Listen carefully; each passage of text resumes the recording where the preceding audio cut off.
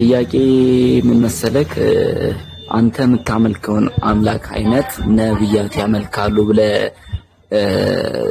ታስባለህ? አንተ አሁን የምታመልከውን አምላክ አይነት ነብያት ያመልካሉ ብለህ ታስባለህ? እንደዛ ብዬ አስባለሁ። ነብያት የሚያመልኩትን አምላክ አይነት ነው እኔ የሚያመልከው ምትል ከሆነ ማስረጃ እንድትሰጠኝ እፈልጋለሁ። ወንድማችን ሁሱ ትናንትና ነበርክ እዚህ ትናንትና ነበርክ? አሁን ለታ ከትናንት ወዲያ አንተ ነው ውርለት ነው የመጣሁት። እሺ ትናንትና ጠይቆ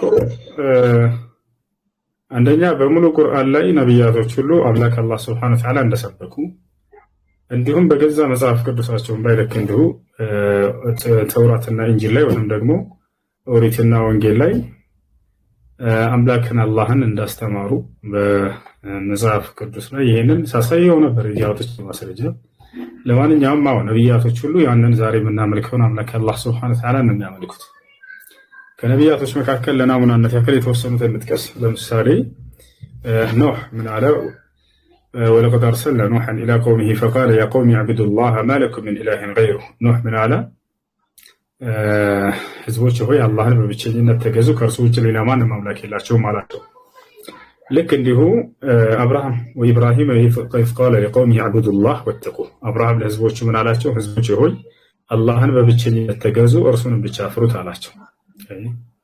ሌላ ማን ከተባለ ነብዩ ሙሴ ምን አለ? ኢነማ ኢላሁኩም ላህ ላ ኢላሃ ኢላሁ አለ። አምላካችሁ እርሱ አላህ ብቻ ነው፣ ከእርሱ በስተቀር ሌላ ማንም አምላክ የላችሁም አላቸው። ልክ እንዲሁ ኢልያስ ወኢነ ኢልያስ ለሚን አልሙርሰሊን ኢዝ ቃለ ሊቀውሚሂ አላ ተተቁነ ተድዑነ በዕለን ወተዘሩነ አሕሰነ አልኻሊቂን አላህ ረበኩም ወረበ አባኢኩም አልአወሊን። ኢልያስ ምን አለ? የእናንተም የቀደምት አባቶቻችሁም አምላክ እርሱ አላህ ነው እያለ አስተማራቸው። ልክ እንዲሁ ዒሳ ወይም ኢየሱስ ወኢነ አላህ ረቢ ወረብኩም ፈዕቡዱሁ ሃዛ ሲራጡን ሙስተቂም አለ። የእኔም ጌታ የእናንተም ጌታ እርሱ አላህ ነውና እርሱም በብቸኝነት ተገዙት፣ ይህ ነው ቀጥተኛው መንገድ አላቸው።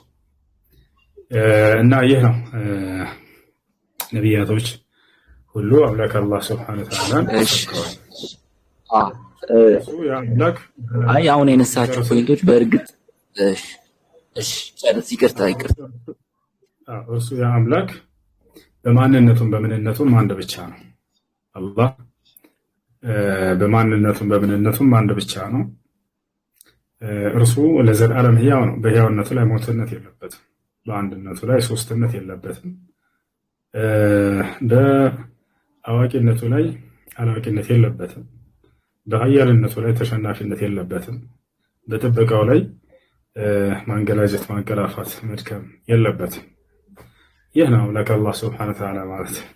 እሺ ነገር ግን ከጊዜ በኋላ የተነሱ አካሎች በነቢያት መንገድ ላይ ነን ብለው ያስባሉ። ክርስቲያኖች ያንን የነብያት አምላክ አንዱን አምላክ አንድም ሶስትም ነው ብለው ገለጹ። ልክ እንዲሁ ያ የነብያት አምላክ ስለ ኃጢአታችን ሙቶልናል ብለው አሰቡ እና በርካታ የማይገቡ የአምላክን መገለጫዎች አደረጉና እርሱን ባህሪውን ቀየሩ። ከዚያም በኋላ አምላክ አላህ Subhanahu Wa Ta'ala ነብዩ መሐመድ ሰለላሁ ዐለይሂ ወሰለምን ማስነሳት ግድ ሆነበትና እነዚያን የቀደሙትን ነብያቶች አምላክ አንድና ብቸኛ የሆነውን ለዘላለም ሕያው የሆነውን አምላክ አላህ Subhanahu Wa Ta'ala እንዲሰብኩ ላካቸው ማለት ነው። ይሄን ይመስላልሽ። ቀጥል። እሺ አሁን ስለ ክርስቲያን ያሳው ኡስታዝ ማስረጃ አለክ? እስቲ ማስረጃ እያሳየህን እኛም እናዳምጥን ማለት ነው። ሰላም አለይኩም። ቆይ አትደራረቡ እሺ። ሚጣ እንትን ቆይ ዘሚካኤል ቆይ ዘሚካኤል ተረጋጋ። እሺ ትቀጥላለህ። ቆይ ላስተካክለ ትቀጥላላችሁ። ተረጋጉ። ቆይ አንዴ አንደኛ ነገር አንድ ሰው ሐሳብ ሳይጨርስ አትደራረቡ። ሁለተኛ ነገር ደግሞ አንድ ነገር ልንገራችሁ፣ ክርስቲያኖች እዚህ መታችሁ ስትጠይቁ ሁሱ እያወራኩ እሺ። ሁለተኛ ነገር ደግሞ ክርስቲያኖች ጥያቄ ስትጠይቁ ከመጽሐፍ ቅዱስ እንደምትመልሱት እኛንም ጥያቄ ስትጠይቁን ከቁርአን ነው የምንመልሰው፣ ከቁርአንና ከሐዲስ። እዚህ መታችሁ ጥያቄ ስትጠይቁ ኤቲስት አትሁኑ። ወይ ደግሞ እንዲመለስላችሁ የምትፈልጉት መጽሐፍ ካለ ደግሞ እሱ መጽሐፍ ይዛችሁ ነው፣ ከሱ መጽሐፍ ላይ እንመልስላችኋለን።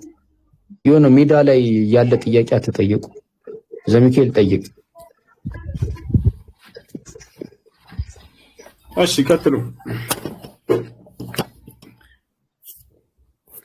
እሺ ቀጥሉ። ጥያቄ ያለ ቀጥሉ። አይ እኔ አሁን ያነሳቸው ፖይንቶች እኔ ምንም እንትን ጥፋት የለብኝም። እሺ ሁሱ አሁን ቆይ አንዴ ዘሚቴል ቆይ ትቀጥላለህ። ትሰማለህ? ሁሱ ትሰማለህ? ቆይ ትቀጥላለህ። አንዴ ምንድነው ያልከው ዘሚቴል? አሁን አነሳቸውን ፖይንቶች እኔ አላነሳሁም፣ አንተ ነህ ያነሳቸው እና ለምን ጥያቄ ስትጠይቀን ከምንድን ነው የምንመልስልህ እኛ? እኔ ከምንም ቢመልስልኝ ችግር የለብኝም እኮ እኔ ከባይብል መልስልኝ ከቁርአን መልስልኝ አላልኩትም። እሱ በቃሽ ጠይቅ፣ ችግር የለም። እኔ ከፈለገበት ሲመልስልኝ እያዳመጥኩት እኮ ነው። እሺ ዘሚት ይልቀጥ፣ ችግር የለም። ተረጋጋ። እሺ አሁን አይነሳቸው ፖይንቶች አሉ ሰምቻለሁ፣ ግን እኔ ጥያቄ የፈጠረብኝ ነገር አሁን ስታነሳ እናንተ አስተምሮ አላህ ብላችሁ የምታምኑት አምላክ የሆነ እኔ ቃላት አልጠቀምምና የሆኑ ነገሮች አሉ ትላላችሁና ለምሳሌ ይቅርታ አድርገልኝና ቃሉት ብጠቀም እንኳን እጅ አለው እግር አለው ምናምን የሚባል ፖይንቶች አሉና ሙሴ እንደዚህ ብሎ ያምናል ብለህ ታስባለህ? እና እንደዚህ አይነት አምላክ ነው የሚያመልከው ብለህ ታስባለህ? እስቲ በማስረጃ እንድትሰጠኝ ፈልጌ ነው። ጥያቄ ስለፈጠረብኝ ነው። ሰሞኑን ከሰማሁት ነገር አንፃር ነውና ሙሴ ብቻ ነቢያቶች የሚባሉት እንደዚህ አይነት አምላክ እንደዚህ አካል ያለው አምላክ ያመልካሉ የሚለውን ነገር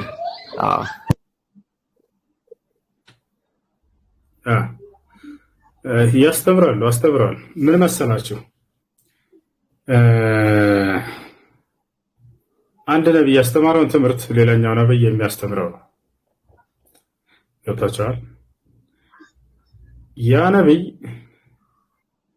የሚያስተምረውን ትምህርት ያኛው ነብይ ያስተምረዋል። ግን የግዴታ ያ ነብይ ያስተማረው ሁሉ እንዳለ መጻፍ አለበት ወይ? ይሄ የተሳሳተ አካሄድ ነው። ይሄማ ያን ሙሉ መጽሐፉን አንጥቶ እዚህ ላይ ኮፒ አድርግልኝ ማለት ነው።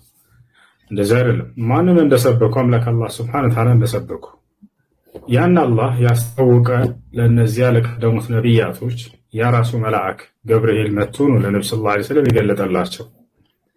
ገብቷል? ስለዚህ ራሱ መልአኩ ገብርኤል ነው ለነብያት እየመጣ ሲያመላልስ የነበረው። ለነብዩ መሐመድ ሰለላሁ ዐለይሂ ወሰለም እንዲሁ ያመላለሰላቸው ይሄን ቃል እርሱ ነው። ነገር ግን አላህ Subhanahu Wa Ta'ala ስለ ራሱ የተናገረው ሙሉ ባህሪውን በዚያ ላይ ይሄ እዚህ ጋር መነገር አለበት። ይሄ አያስኬድም። አንዳንዱን ባህሪው ሊገልጽ ይችላል በቀደሙት ነብያቶች ላይ፣ አንዳንዱን ደግሞ በሚቀጥለው ነብይ ላይ ሊገልጸው ይችላል። ይህ ነው። ከዚህ በፊት አንዱ መጣና ገነትን ነብያቶች እንዳስተማሩ እናውቃለን፣ ግን በዚያ ውስጥ እንደው ሁረል ዒን አለ ብለው ያስተማሩበትን አሳየን ከነብያቶች። ይሄ አያስኬድም። እንደዚህ ገነት የምትባል ቀጣዩ ዓለም ላይ ጸጋ እንዳለች ያስተምራል። ይወታችኋል። ግን በዛ ውስጥ ያለውን ሙሉ የሚገኘውን ነገር መዘርዘር አለበት። ይሄን ካላገኘሁኝ የሆነ ነገር ለምሳሌ በቁርአን ላይ በገነት ውስጥ ወተት አለ ተብሎ ተገልጾ ከሆነ ሙሴ ባስተማረበት መጽሐፍ ላይ በገነት ውስጥ ወተት እንዳለ አሳየኝ። ከዚያስ ወተት የሚል ካልተጠቀሰ በሙሴ ትምህርት ውስጥ ያ ገነትና ይሄ ገነት የተለያየ ነው ማለት ነው። ማን ይሄን መስፈርት ያስቀምጥላችሁ? ይሄ አያስኬድም። እንደዚህ ማንኛውን አምላክ ነው የሰበኩት? አለቀ። የትኛውን አምላክ ነው የሰበኩት? አምላክ አላህ Subhanahu Wa Ta'ala እንደሰበኩ በነቢያቶች ትምህርት ላይ በደንብ አድርጋችሁ ታገኛላችሁ። ያ ነው ያን አላህ መጥቶ ያስተዋወቃቸው ለነዚያ መላእክቶች ለነዚያ ነቢያቶች ያ ራሱ መልአክ ነው ለነብዩ ሰለላሁ ዐለይሂ ወሰለም መጥቶ ያስተዋወቃቸው። እርሱም መልአኩ ጅብሪል ዐለይሂ ሰላም ለነብዩ መሐመድ ሰለላሁ ዐለይሂ ወሰለም ገና በተገለጠ ጊዜ መልአኩ ገብርኤል ራሱን አስተዋወቃቸው። ያ ሙሐመድ አነ ጅብሪል ወአንተ ረሱሉላህ፣ ሙሐመድ ሆይ እኔ መልአኩ ገብርኤል ነኝ፣ አንተ ደግሞ የአላህ መልእክተኛ ሙሐመድ ተደርገህ ተመርጠሃል አላቸው። አላህን ራሱ መጥቶ ያስተዋወቃቸው ማን? ገብርኤል። ለማን ሲያስተዋውቅ የነበረ? ላለፉት ነቢያቶች ሁሉ ሲያስተዋውቅ የነበረ ያው ራሱ መልአክ ማለት ነው። ገብቷል? ያ ነው። እሺ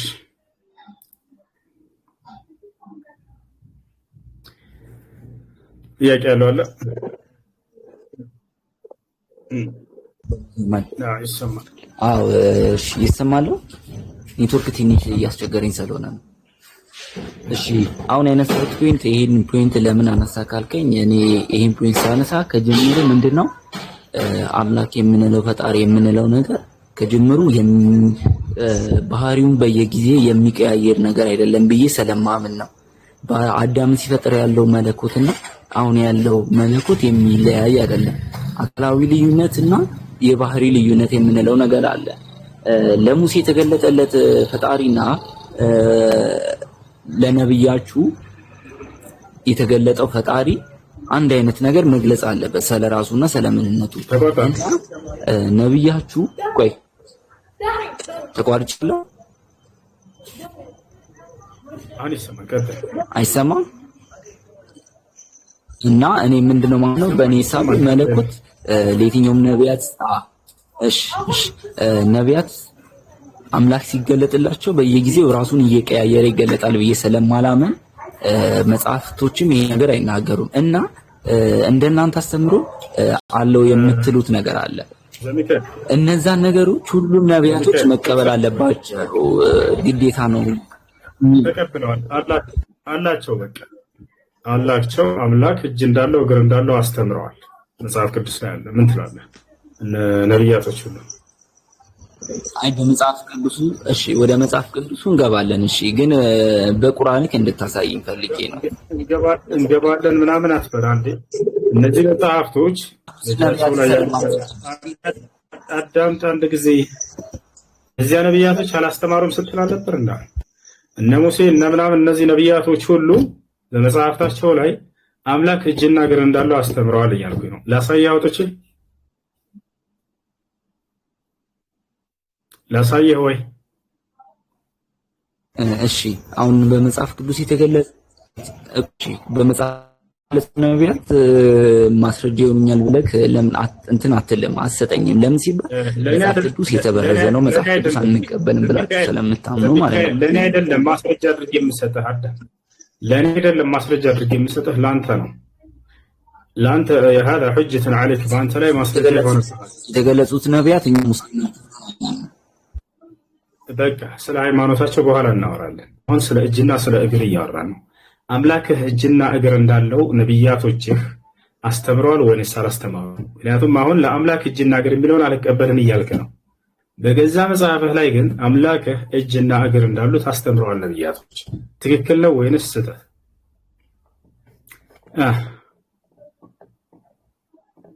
ዘሚካኤል አለ። እሺ ቴንክ ዩ። አሁን የጠየቅኩኝ ጥያቄ እሺ አለው። አይሰማም? ድምጼ ይሰማል?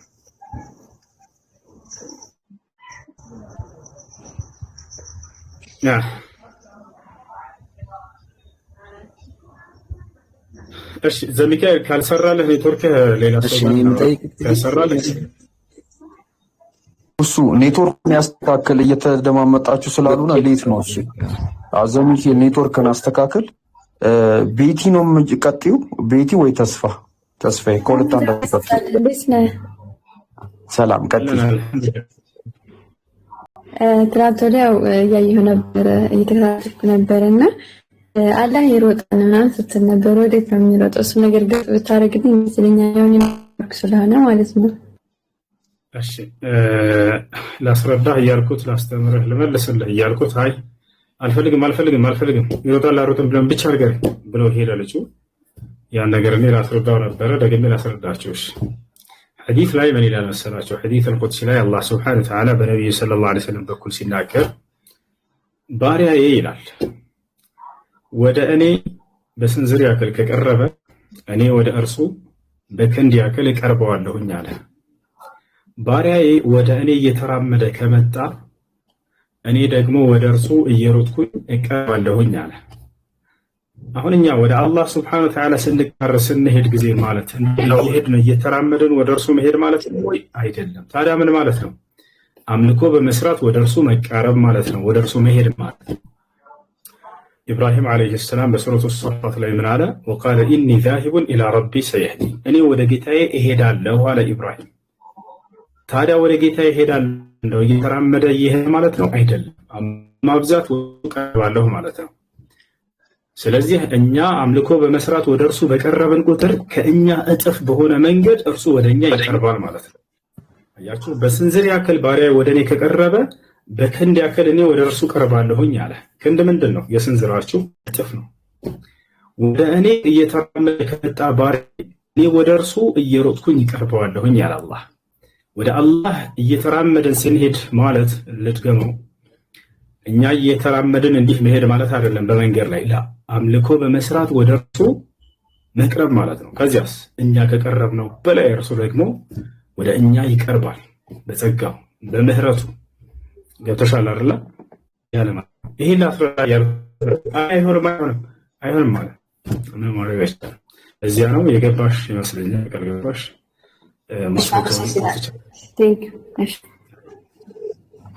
ሌላ ጥያቄ አለሽ? ሌላ ተስፋ ያለክ ተስፋ? እሺ ናቲ ያለክ ናቲ? እሺ ኪኪ ሰላም ቀጥል። ሰላም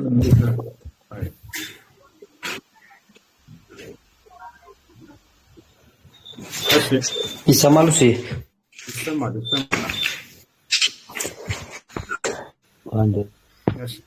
እሺ ሁላችሁንም እንዴት አመሻችሁ ማለት ፈልጋለሁኝ። የተወሰኑ ጥያቄዎች አሉኝ፣ ምናልባት ፈቃደኛ ከሆንክ። በመጀመሪያ ወንድማችን አማናዊና ኤሎሄ ኤሎሄ ለምን እንዳስወረድካቸው እሱን ማብራሪያ ፈልጋለሁ። ጥያቄያቸው ጥያቄ ነበር፣ ከኛ የተሻሉ ሰዎች ነበሩ። እነሱን 10,000 ሰው በሚከታተልበት ላይ ብላ ያስወረዳቸዋል። አሁኑኑ ገብተው ጥያቄያቸውን እንድትቀበላቸው ፈልጋለሁ። ምናልባት የኔ ቢጤ ስለ ሃይማኖት በደንብ የማያውቅ ሰው ገብቶ የሆነ ነገር ሲሆን አንዳንድ ነገር ለፖለቲካም ሆነ ለተለያየ ነገር መስሪያ ያመቻል። ይሄ ሊሆን አይገባውም። ተፈላጊ ሰዎች ሲገቡ ዳይሬክትሊ ጥያቄያቸው አማናዊ እንዲገባ ፈልጋለሁኝ። ለምን እንዲገባ ፈልጋለሁ። ናቲ አለ አለ ጥያቄ አንድ ሰው መልስ እስኪያገኝ ድረስ ዝም ማለት አለበት ወይንስ እየመለሰ እያለ ያ የሚመልስ ሰው በየመሃሉ ጣልቃ እየገባ ያን ሰው መረበሽ አለበት? እስኪ ንገረኝ። ማዳመጥ አለበት። ያሁኗ ልጅ ጠየቀች፣ እስክመልስላት ድረስ አዳመጠች፣ ተረዳች፣ አመሰግናለሁ። እነዚህ ልጆች ይጠይቃሉ። ከዚያ በኋላ ልክ እየመለስኩ እያለሁ መካከል ላይ ይገባሉ። ወደ አላወርዳቸውም ደግሞ ቅድም እኔ ገስት ላይ ስማቸውን እራሱ አላየሁትም ነበር። አሁን ነው ገስት ላይ እየተገለጣችሁልኝ። አልተገለጻችሁልኝ ነበር። ለማንኛውም በመሀል እየገቡ ደጋግሞ ሲያስቸግር ጊዜ ነው ያወረዳቸው አሚኖች እንጂ ሌላ አይደለም። እሺ ጥያቄ ከጠየቀ በኋላ አንድ ሰው መልሶ እስኪመለስለት ድረስ ያዳምጥ። ሃይማኖት ነው ይሄ፣ የግል ጉዳይ አይደለም። የግል ጉዳይ ቢሆን እንደዚህ እያወራሁኝ አቋርጠህ ብትሄድ ችግር የለውም። ስለ አምላክ በተለይ እየተወራ አጭር የሆነ ሀሳብ በመካከል አቋርጦ መሄድ ተገቢ አይደለም። ስለ ነቢያት እየተወራ ስለ ነቢያት ሃይማኖት ስለምትድንበትና ስለምትጠፋበት ነገር እየተወራ ረጋ ብሎ ሰውየው ያንን መልሱን እስኪጨርስ ድረስ ማዳመጥ አለበት እንጂ መካከል ላይ እየገባን የምናቋርጠው ነገር ከሆነ ይሄ ለሚሰሙ ሰዎችም ራሱ ክብር አለመስጠት ነው። ገብቶሃል አይደል? ስለዚህ ጥያቄ ያለው ካለ መቀጠል ይችላል። መልሱ እስኪመለስለት ድረስ አዳምጥ። ያ መልስ ከተስማማ ወደ ቀጣዩ ይሄዳል። ካልተስማማው ደግሞ እዚህ ጋር ቅሬታ አለኝ ብሎ ልክ በኋላ ላይ መጨረሻ ላይ ሀሳቡን ያቀርባል። አይ ጥያቄ አለ? አሁን ናቲ ጥያቄ አለ? እኔ ጥያቄ አለኝ። ኡስታዝ እንዴት ነህ? ሰላም ነህ? ሰላም ነው። እንዴት ነህ? ሀይሪ ጥያቄ ምንድን ነው? ጥያቄ ብዙ ነው ዛሬ ይዤ የመጣሁት፣ ግን ሶስቱን ላጋራ። የመጀመሪያው ጥያቄ ሰውን ከደም ጠብታ ፈጠረ ይላል ሱረቱ አለቅ ላይ ማለት ነው። እናንተ ጋር ማለት ሰውን ከአፈር እንዳበጀም ደግሞ ይናገራል እና እንዴት ነው ክላሽ አያደርግም? የመጀመሪያው ጥያቄ ማለት ነው። ሁለተኛው ጥያቄ ደግሞ አንዳንዱን ለመሰለሽ አንድ ቦታ ላይ ሰውን ከረጋ ደም ፈጠርኩት ይላል፣ ሌላ ቦታ ላይ ደግሞ ከአፈር ፈጠርኩት ይላል። ይሄ አይጋጭም ወይ ነው? አይጋጭም። ከአፈር የሚለው አዳምን አስመልክቶ ነው። ከአዳም ውጭ ከአፈር የተፈጠረ ማንም የለም። ከረጋ ደም ፈጠርኩት የሚለው ደግሞ ስለማን ነው? ስለ እኛ አፈጣጠር። አምላክ አላህ Subhanahu Wa Ta'ala ሰውን በአራት መንገድ ነው የፈጠረው። አንደኛ የመጀመሪያው ሰው ማን ነው? አዳም። እርሱ ከምንድን ነው የተፈጠረው? ከአፈር ነው። ከአፈር ነው የተፈጠረው። ያ አፈር ብቻውን ነበር ወይ? አይደለም፣ ውሃ ተቀላቅሎበታል። እዚህም ነው አላህ በሱረቱል ፉርቃን ላይ وهو الذي خلق من الماء بشرا ይላል። ይህ ማለት ያን ሰውን ከአፈር የፈጠርኩኝ ያለና ከውሃ የፈጠርኩኝ ይላል። ስለዚህ አንድ ቦታ ላይ ከውሃ ተብሏል፣ አንድ ቦታ ላይ ከአፈር። ስለዚህ አፈሩ ብቻውን አይደለም፣ ውሃ ተቀላቅሏል። አፈርና ውሃ ሲቀላቀል ምን ይሰጣል? ልጆች ጭቃ ይሰጣል። ስለዚህ በሌላ ቦታ ላይ ከጭቃ ፈጠርኩት ይላል። خلقته لما خلقته يعني خلقته من طين ያለ ይናገራል። كما قال ابليس لعنة الله عليه ከጭቃ ተብሎ ተገልጿል። ይወሰለርን ያ ውሃና አፈሩ ሲቀላቀል ጊዜ የሰጠው ውህድ ማለት ነው። ከዚያ በኋላ ያ ጭቃ በሰው ቅርጽ ተሰርቶ በሚደርቅ ጊዜ ልክ እንደ ከሸክላ ደግሞ ይገልጸዋል አላህ Subhanahu Wa Ta'ala። ከዚያ በኋላ እስትንፋስ ነው ነፍስን የተዘራበት። ከዚያ ሰው ሆኖ ተስተካከለ። فإذا سويته ونفخت فيه من روحي فقعوا له ساجدين እንዳለ የአዳምንም አፈጣጠር በጨረስኩኝ ጊዜና ከመንፈሴን በዘራሁበት ጊዜ ለእርሱ ሰጋጆች ናችሁ ወደቁ ያለው ማለት ነው። ስለዚህ ይህ የመጀመሪያው ሰው የአዳም አፈጣጠር ነው። የሁለተኛው ሰው አፈጣጠር ማነች? ሔዋን ነች። ሔዋን እንዴት ነው የተፈጠረችው? ከአፈር ከውሃ ምናምን ነው ወይ? አይደለም፣ በፍጹም። ከረጋ ደም ምናምን ነው ወይ? አይደለም። ከፍትወት ጠብታ ምናምን ነው? አይደለም። ታዲያ ከምንድን ነው የተፈጠረችው? ከአዳም የጎን አጥንት ነው የተፈጠረችው። አያችሁ፣ አላህ ይህን በቁርአን ላይ ይናገራል። ነቢያችን ሰለላሁ ዐለይሂ ወሰለም ሐዲስ ላይ ተናግረዋል። ስለዚህ ሰው ከአፈር ነው የተፈጠረው ሲባል አዳምን አስመልክቶ ነው የተነገረለት።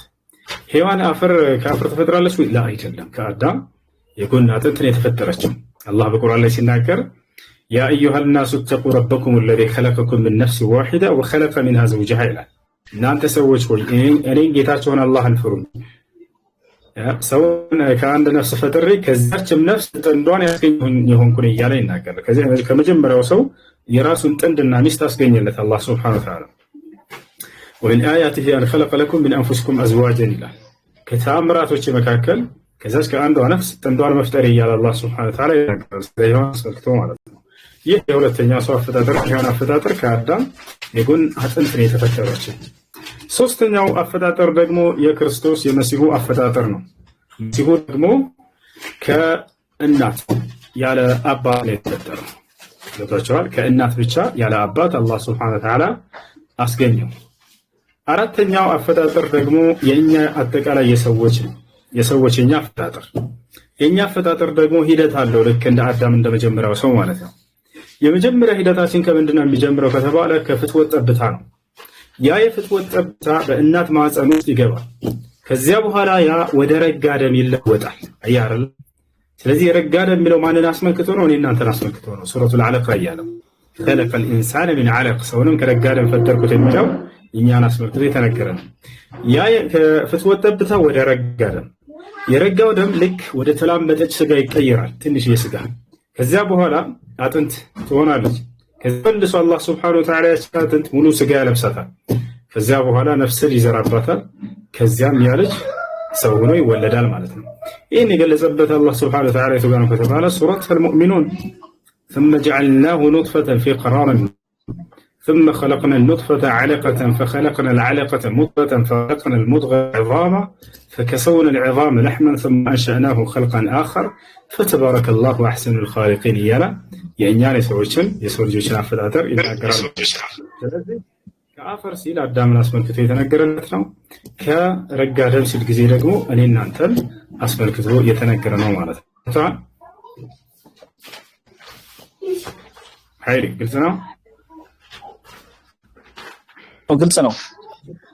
ሁለተኛው ጥያቄ ምን አለ መሰለህ፣ እኛ ጋር አሁን ለምሳሌ ክርስቶስ ሲያስተምረን የሚጠሏችሁን መርቁ ነው የሚለው ገብቷል። እናንተ ጋር ደግሞ የሚዋጋችሁን ተዋጉ ይላል ሱረቱል አልበቀራ ላይ ማለት ነው 2 ላይ እና ይሄ ነገር እንዴት ነው እስካንተ ያዋለ? እሺ አነጻጽርክልኝ ከክርስቶስ ጋር ወደሱ መለሳለሁ፣ ግን መጀመሪያ እኔ ልመልስልህ። በመጀመሪያ ኢስላም ለሰው ልጅ በጣም ልዩ ቦታና ክብርን የሰጠ የሆነ ሃይማኖት ነው። ይወታቸዋል። አላህ ለሰው ልጅ በጣም አክብሮታል።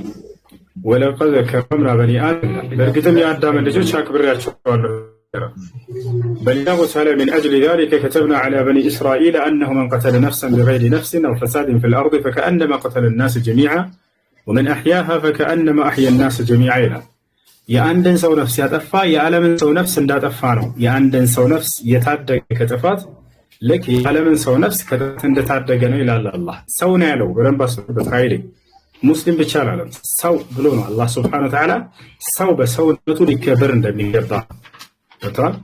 የአንድን ሰው ነፍስ ያጠፋ ከእኔ ዘንድ የዓለምን ሰው ነፍስ እንዳጠፋ ነው ኃጢአት። አንድ ሰላማዊ የሆነ ሌላ እምነት ተከታይ ቢገድል አንድ ሰው ከአላህ ዘንድ ዓለምን እንዳጠፋ ነው የሚቆጠርበት። ለምን አማኛ ይሆናል? አያችሁ፣ ሰላማዊ እስከሆነ ድረስ ጫፉ ሊነካ አይገባም። ነቢያችን ሰለላሁ ዐለይሂ ወሰለም በሌላ ሐዲስ ላይ በሐዲስ ላይ ሲናገሩ መን ቀተለ ሙዓሂደን ለም የሪሕ ራኢሐተል ጀና አሉ። አንድ ከሙስሊሞች ጋር ቃል ኪዳን ያለውን ሰላማዊ የሌላ እምነት ተከታይ ከሃዲን የገደለ ሰው የገነትን ሽታ አያገኝም አሉ። አያለና እንደኛ ያ ነው። ስለዚህ ይህ ከታወቀ ነገር ግን የሰዎችን ነፍስ ለማጥፋት የሚነሳሳ የሆነ አጥፊ ከሆነስ ይህ ምንድነው መሆን ያለበት? ይህ አካል መወገድ አለበት። ሊጋደል የሚመጣ ከሆነ መጀመሪያ ግን ይህ ሰው ወደ እርቅ ይጠራል። የሚገርም ነው፣ እስልምና ወደ እርቅ ይጠራል። ይሄ ሰው ተው ከዚህ ከጥፋትህ ታቀብ ተብሎ ይገሰጻል፣ ይመከራል። እሺ ለእርቅ ወርዳለን ካለ እርቁን እንቀበለዋለን ወይ? አዎ በደንብ አድርገን። ይህ አጥፊ የሆነው ነው። አጥፊ የሆነው ሰው ቀጥታ ገደሉት አልተባለም። ወደ እርቅ ይጠራል። ተው ከመገደልህ ተቆጠር ይባል። አላህ ሱብሓነሁ ወተዓላ በቁርአን ላይ ሲናገር ፈመስተቃሙ ለኩም ፈስተቂሙ ለሁም አለ። ስለ ጠላቶች ስለ ተዋጊዎች ተናገረ። እነርሱ ቀጥ እስካሉላችሁ ድረስ ቀጥ በሉላችሁ፣ እንተም ሰላም ሆናችሁ አብራችሁ ኑሩ ይለናል። ይታል አላህ በሱረቱል አንፋል ላይ ወኢን ጀነሑ ሊሰልሚ ፈጅነሕ ለሃ ይላል። ሙሐመድ ሆይ ከሃዲያኖች ተዋጊዎች ለእርቅ ከወረዱ አንተም ለእርቅ ውረድና ሰላምን አስፍን፣ በቃ ጦርነት አያስፈልግም ይላል። ነቢያችን ሰለላሁ ዐለይሂ ወሰለም ሐዲስ ላይ ሲናገሩ ላ ተተመነው ሊቃአ አልዐዱው ወሰሉላህ አልዓፊያ ወኢዛ ለቂቱሙሁም ፈአስቢሩ ፈኢነል ጀነተ ተሕተ ዚላል ሲዩፍ አሉ። ከጠላት ጋር ተገናኝታችሁ መፋለምን መገዳደልን አትመኙ አሉ ነብዩ ሰለላሁ ዐለይሂ ወሰለም። ታዲያስ ምን እንመኝ? ይልቁንስ በእናንተ በእነርሱ መካከል አላህ ሰላምን እንዲያሰፍን ጸልዩ አሉ። አያ ሰላም እንዲሰፍን በእናንተና በከሃዲያን መካከል መካከል ጸልዩ፣ ጸሎት አድርጓል። ነገር ሊዋጓችሁ ጦር ሜዳ ላይ ከመጡ ወደ ቤታችሁ ከመጡ ሰይፍን ይዘው የዛኔ ጽኑ፣ ራሳችሁ ተከላከሉ። فإن الجنة تحت ظلال السيوف አሉ። ከዛ በኋላ ነው ሰለላሁ ዐለይሂ ወሰለም እና ያ ነው እና ሌላ የመጨረሻ እንጨምርልህና ወደ ቀጣይ እንሄዳለን ማለት ነው። ነቢያችን ሰለላሁ ዐለይሂ ወሰለም መካ ላይ ያስተማሩ እያለ ተሰድበዋል፣ ተገርፈዋል፣ ተደምተዋል፣ ተቆስለዋል፣ አሳደዋቸዋል። ያን ሁሉ ብዙ አድርገውባቸው አብረዋቸው ያሉ አማኞች ሰሃቦች ይህን ሁሉ መታገስ አልቻሉምና ጠየቁ። አንዴ ነብዩ ሰለላሁ አላ ተድዑ ዐለል ሙሽሪኪን ያ አላህ አንቱ የአላህ መልእክተኛ ወይ አላህ እነዚህን ከሃዲያኖች እንዲቀስፋቸው አትረግማቸውም? ምን አትጸልይባቸውም? ምን ይህን ሁሉ ግፍና መከራ እኮ አደረሱብን ብለው ጠየቁ። በዚህ ጊዜ ታዲያ ነብዩ ሰለላሁ ዐለይሂ ወሰለም ምን አሏቸው? አላህ እንዲቀስፋቸው ለመኑባቸው? አላደረጉም። ይልቁንስ ጸለዩላቸው ነው።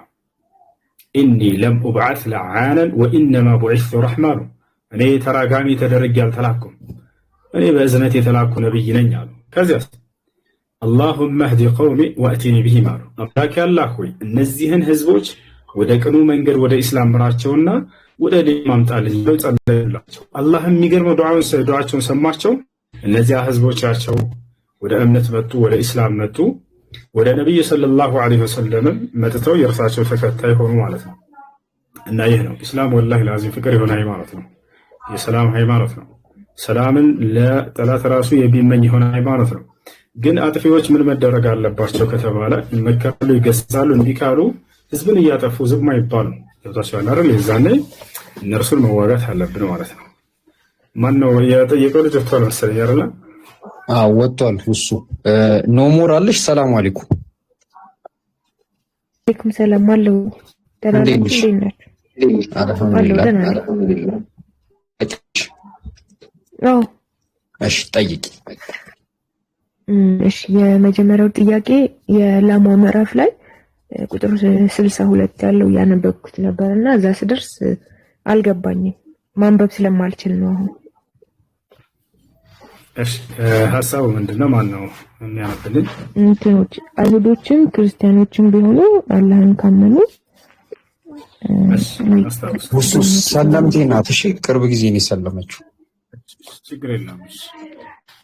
እሺ አንቀጹ ምን ይላል መሰላችሁ? إن الذين آمنوا والذين هادوا والنصارى والصابئين من آمن بالله واليوم الآخر وعمل صالحا فلهم أجرهم عند ربهم ولا خوف عليهم ولا هم يحزنون ይላል። እነዚያ አምነው መልካምን የሰሩ አለ إن الذين آمنوا እነዚያ ያመኑ والذين هادوا والنصارى እነዚያ ከአይሁዳውያን ወይንም ደግሞ ከክርስቲያኖች من آمن منهم بالله واليوم الآخر كأنرسوا بالله يأمنا إنهم بمجرشة وكربة تنسايكا يأمنا فلهم أجرهم عند ربهم لأن نرسوا كجيتاتوا كالله زند من داتوا على الله ولا خوف عليهم ولا هم يحزنون بنرسوا لا يفرعتم هنا حزن إلى باتشوا مالا تعالى نزوا عندنا كريستيان جوز من يجرز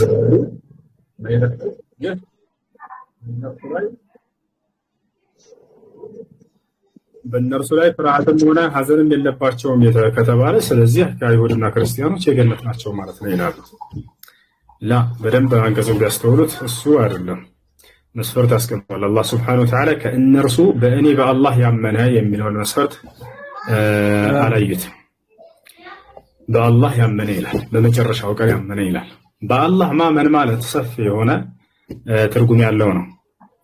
በአላህ አምኛለሁ ካለ ሰው አላህ የሆነ ነብይ ሙሐመድ ሰለላሁ ዐለይሂ ወሰለም ያድርጉ ልኳልና እርሳቸውን ትቀበላለህ ወይ እንለዋለን። እያችሁ ክርስቲያኖችና ይሁዲዎች ደግሞ አንቀበልም ነው የሚሉት። ስለዚህ እናንተን አያካትትም። እዚህ ጋር እየተነገረ ያለው ጥቅል ሐሳብ ነው። ከይሁድም ይሁን ከክርስቲያንም ይሁን ከእሳት አምላኪዎችም ይሁን ከማንም የሰው ዘር ይሁን በእኔ በአላህ ካመነና በመጨረሻው ቀን ካመነ ገነት ይገባል እያለ ነው አላህ። ገብታችኋል አይደል? እንጂ እነዚህ እንደው በዚህ ባሉበት መንገድ ገነት ይገባሉ ማለት አይደለም። ገብቶሻል? እሱ ነው ሐሳቡ። ከዛ ጃቪር ባለፈው የጠየቁ ጥያቄ አልነበረም? ለሁሱ ነው የሚመልሰው ምናምን ያልከኝ? ጠይቂ፣ ሁሉ የፈለግሽውን ጥያቄ ጠይቂ፣ እንዳትጨናነቂ። እሺ አሁን ስለ አሰጋገድ ስርዓት አለ። እኔ አሁን ገና ስለሆንኩኝ በነፃነት አልሰግድም። እንትን አለባበሴም ገና አልተቀየረምና ስለሱ እንድታወራለህ። አዲስ የሰለማችሁ ቤታችሁ ውስጥ ትንሽ ክላስ ካለ ማንም ቤተሰብ የማይገባበት ቤተሰብ ያንን ላይ ችግር ይፈጥርባችሁ ከሆነ ትንሽ ክላስ ካለች በዚያች ውስጥ ተደብቃችሁ መስገድ ትችላላችሁ። ካልሆነም ደግሞ በአካባቢያችሁ ጓደኞች ካላችሁ በአካባቢያችሁ እነርሱ ጋር ሄዳችሁ ተደብቃችሁ መስገድ።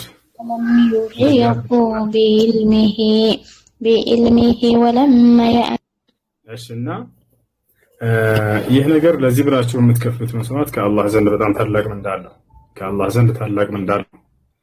ነቢያችን ሰለላሁ ዐለይሂ ወሰለም አስተምሮት በጀመሩበት ጊዜ አማኞች በጣም ይቸገሩ ነበረ። በዚያን ጊዜ መካ ላይ አትሰግዱም ተብለው ይከለክላቸዋል የመካ ሽማምንቶችና ንጉሶች። በዚህም ጊዜ ነቢያችን ሰለላሁ ዐለይሂ ወሰለም አማኞችን የት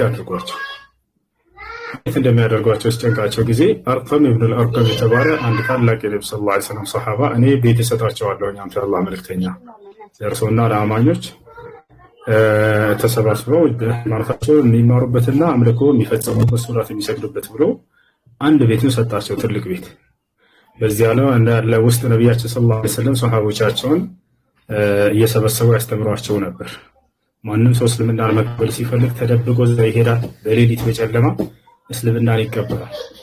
ለመማር ሲፈልጉ ተደብቀው ነው የሚሄዱት እና አሁንም ዛሬ ላይ ያ ነገር ይቀጥላል። ሰልማችሁ ቤተሰቦቻችሁ ያንን ያውቁባችሁ ችግር የሚፈጥሩባችሁ ከሆነ ተደብቃችሁ ክላስ ውስጥ አምላክ አላህ ሱብሓነሁ ወተዓላ መገዛት ወይንም ደግሞ በአካባቢያችሁ የሚገኙ የምታምኗቸው ሙስሊም ጓደኞች ካላችሁ ከእነርሱ ጋር በመሄድ አምልኮ ሰርታችሁ መመለስ ይሆናል። ይሄን ማድረግ ትችላላችሁ ማለት ነው። አልባሳት በተመለከተ ቤታችሁ ውስጥ ስትሆኑ ባዕዶን እስከሌለ ድረስ ችግር የለውም ፊታችሁ ቢገለጥ ወይንም ደግሞ ፀጉራችሁን ቢሆን ችግር የለውም። ቤተሰብ እስከሆነ እናት ምንም አባት ወይንም ወንድም ምናምን እስከሆነ ድረስ ባዕድ ወንድ በሚሆን ጊዜ ግን የዛኔ ከላይ ሻሻችሁን ለብሳችሁ ሰውነት ቅርጽ ሊያሳይ የማይችል የሆነ ሰፋ ያለ ልብስ መልበስ፣ በተለይ ወደ ውጭ በምትወጡ ጊዜ እንደዚህ አድርጉ። ይህንንም ብታደርጉና ካወቁባችሁ ህይወታቸው ላይ ከባድ አደጋ ሊፈጥሩባቸው የሚችሉ ከሆነ አላህ ስብሐነ ወተዓላ ብር ሰጥቷቸዋል። ህይወታቸውን እስክታጡ ድረስ መሆን የለበትም። በሚመቻችላቸው ጊዜ ህግጋቶችን ቀስ በቀስ መፈጸም ትችላላችሁ። ሶላትን ግን አደራ በምንም መንገድ ቢሆን እንደምንም መስዋዕት ከሱ ደብቃችሁም ቢሆን ለመስገድ ሞክሩ። ይሄ ነው ወላሂ አለም። እሺ ስለ አልባሳቱ ግልጽ ነው። ስለ መስገዱ ግን እኔ ለመጠየቅ የፈለኩት ሙሉ ቀን ስራ ነው ሙሉ ጠዋት ወጥቼ ማታ ነው የምመለሰውና የሱብሂንና የሰባት ሰዓት አንድ ላይ ነው የምሰግደው። ከዛ በኋላ ያለውን ግን ማታ ስመለስ አንድ ላይ ነው የምሰግደው። ስለሱ ማብራሪያ እንድትሰጥ። እሺ እንደ አስሉ እንደ መሰረቱ ሶላት ጊዜው ተጠብቆ መሰገድ አለበት። አላህ በቁርአን ላይ ኢነ ሶላተ ካነት ዐለል ሙእሚኒነ ኪታበን መውቁታ ብሏል። ሶላት በአማኞች ላይ በጊዜ ገደብ ተደንግጋለች ብሏል። ጊዜውን ጠብቆ መሰገድ አለበት። ሐፊዙ ዐለ ሶለዋት ይላል አላህ። አደራ ሶላትን ጊዜውን ጠብቃችሁ ስገዱ ብሏል። ነቢያችን ሰለላሁ ዐለይሂ ወሰለም ላይ ተጠየቁ። ኢለ ረሱሉላህ ሰለላሁ ዐለይሂ ወሰለም አዩል አዕማል አፍደል ፈቃለ ነብዩ ሰለላሁ ዐለይሂ ወሰለም አሶላቱ ዐላ ወቅቲሃ ثم ብር አልዋሊደይን። ነቢያችን ሰለላሁ ዐለይሂ ወሰለም ሰዎች ጠየቋቸው፣ አንተ የአላህ መልእክተኛ ሆይ ከስራዎች ሁሉ በላጩ ስራ የትኛው ነው ሲሏቸው፣ ሶላትን ጊዜውን ጠብቆ መስገድ ነዋ፣ ከዚያም ለወላጆቻችሁ በጎ መዋል መልካም መዋል ብለው ተናገሩ። ያ እና ሶላትን ጊዜውን ጠብቀን መስገድ አለብን። ነገር ግን አሁን አንቺ ባልሽው መሰረት ሶላትን ሰብስበሽ ካልሰገድሽ በስተቀር በሰዓቱ ሰግዳለሁ ብትይ ቤተሰብ የሚያውቅና አደጋ የሚያደርስብሽ ከሆነ አንቺ ማዕዙር አንቺ ሶላትን ጀምዕ ማድረግ ትችላለሽ። ነቢያችን ሰለላሁ ዐለይሂ ወሰለም ሶላትን ከሶላት የሚሰበስቡባቸው ምክንያት ነበሯቸው። አንደኛ ሙሳፊር ሲሆኑ አብዱላህ ዝጋ አንደኛ ሙሳፊር ሲሆኑ፣ ሁለተኛ ደግሞ በሚታመሙ ጊዜ፣ ሶስተኛ ኃይለኛ ዝናብ በሚሆን ጊዜ ይሰበስቡላቸው ነበር ሶላት። አሁንም እንዲሁ በዚያ ቅያስ መሰረት አሁን ይሄ በህይወቷ ላይ አደጋ የሚፈጥርባት ከሆነ ሴት ልጅ በመስለማ ምክንያት ሶላትን በየጊዜው በተሰግድ አደጋ ሊፈጥሩባት የሚችል ከሆነ ቤተሰቦቿ ያንን ነገር ካዩ ጀምዕ እያደረገች በተሰግድ በዛኛው ቅያስ ይበቃል። ወላሂ አለም። እሺ ሶስና ሰላም ሶስና ነው የሚለው ከላይ ሶንሳ ክርስቲያን ነህ? ክርስቲያን ካለ ይቀደም።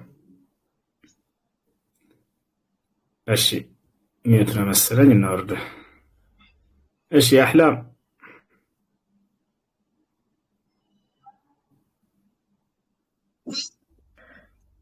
ወአለይኩም ሰላም ወራህመቱላህ። ሰላም አመሻችሁ። አልሐምዱሊላህ።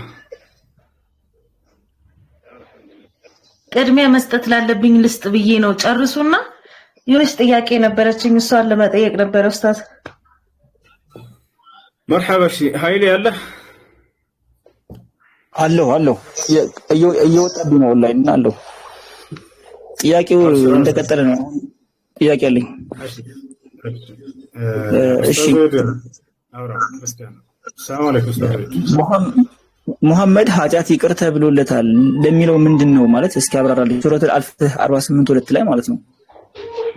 ወአለይኩም ሰላም ወራህመቱላሂ ወበረካቱ። ኡስታዝ ለማዳመጥም ጭምር በኋላም መለሳለሁ፣ እናንተ መልሱ። እሺ ሊغفر لك الله ما تقدم من ذنبك وما تأخر ይላል። ለዚህ ያለ አላህ ያለፈውንም የሚመጣውንም ወንጀል ሊምርልህ ቃል ገብቶልሃል እያለ እየተናገራቸው ነው ለነብዩ ሰለላሁ ዐለይሂ ወሰለም። ታዲያ ኃጢአትን ሰርተው ነው ወይ? አይደለም። እንደው ብትሰራ እንኳን እምርልሃለሁ የሚል ቃል ነው እንጂ ነብዩ ሰለላሁ ዐለይሂ ወሰለም ኃጢአትን ወይንም ስህተትን አላደረጉም። እንዲህ ነው አላህ ሱብሓነሁ ወተዓላ በቁርአን ላይ ሱረቱ ነጅም ላይ ማ ضل صاحبكم وما غوى ይላል። ነብዩ መሐመድ አልተሳሳተምም አልጠመመምም እያለ ስህተት እንዳላደረጉና ምንም አይነት የጥመት መንገድን ኃጢአትን እንዳላደረጉ አላህ ሱብሓነሁ ወተዓላ ገልጾታል። ያ ነው። እሺ አይ ጥያቄ አለ ሌላ? ኃይሌ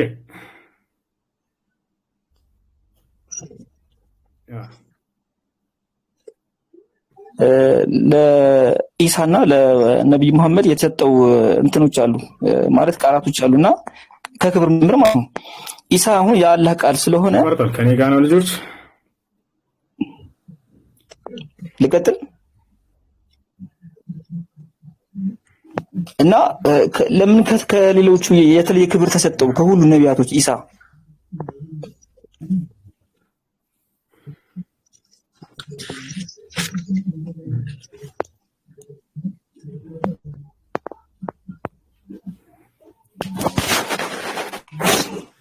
እሺ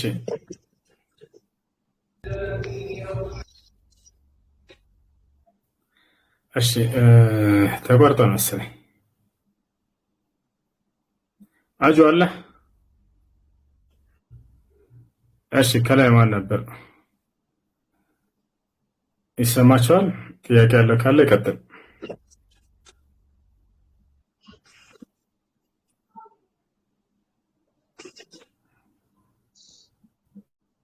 እሺ ከላይ ያላችሁ ሶስት ሰዎች ጥያቄ ያላችሁ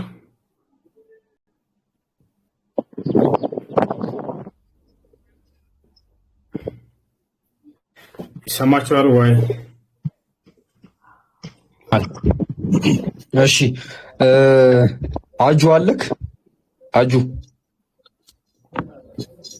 እሺ ኦንሊ ይሰማል? እሺ ኢዲኤም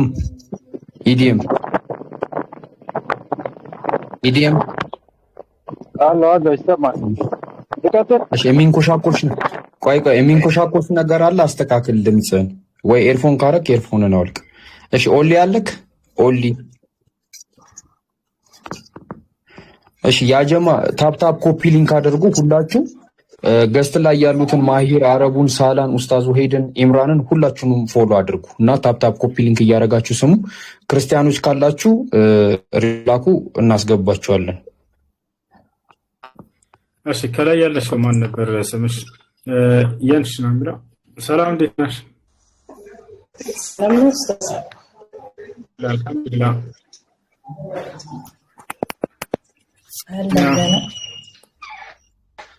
እሺ ምን ነበር?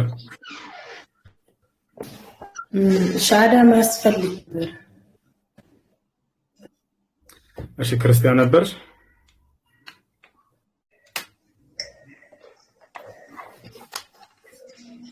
ክርስቲያን ነበርሽ? አይሰማም? ይሰማል። ክርስቲያን ነበርሽ ወይ? ክርስቲያን ነበር። አይሽ የምለን ቃል አብረሽ የተከተልሽ ወይ?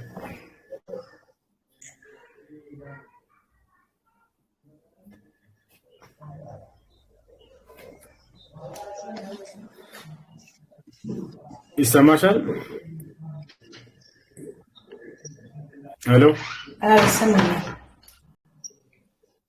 እሺ ከኔ ጋር ሆኜ እሺ ከተሰማሽ የምለውን ቃል አብረሽ የተከተልሽ አሽሃዱ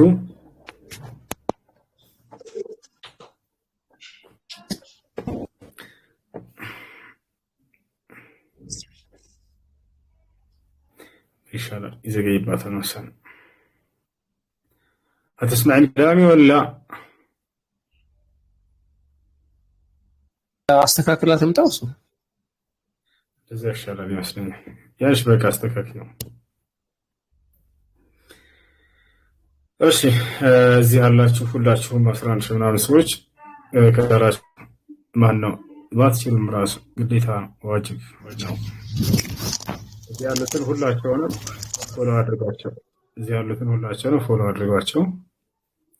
ኢምራንን 1 ሚሊዮን የማስገባት ቻሌንጅ ተጀምሯል። እንትን በሉ ፎሎ አድርጎላችሁ። ባረከላሁ ፊኩም። እሺ ከላይ ያለሽው ጥያቄ አለሽ? ሰላም ሰላም አለይኩም። ሰላም እኔም ሻሃዳ ማስፈልግ ነው። ሙስሊም ነበርሽ ከዚህ በፊት? የክርስቲያን ነበርኩ ሆነ ሰዓት ላይ መጥቼ ስለሚባረ ደግሞ ያኔ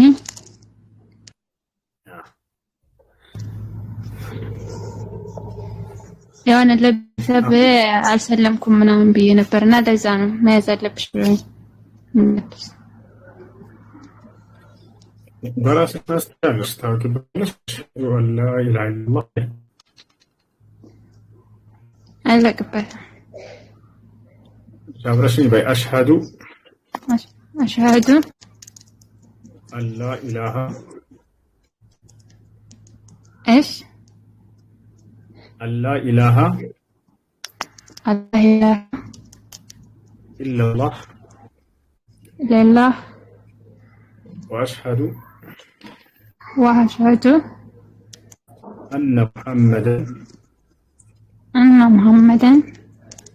رسول الله ما شاء الله تمسكرنا ታውቂያለሽ لا አይ በርስተን ከልሽ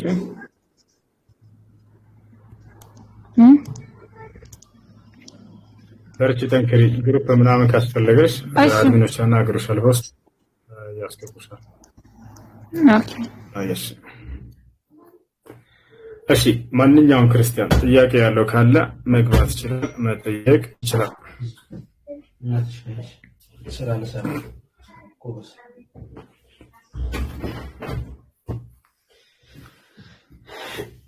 يا عمران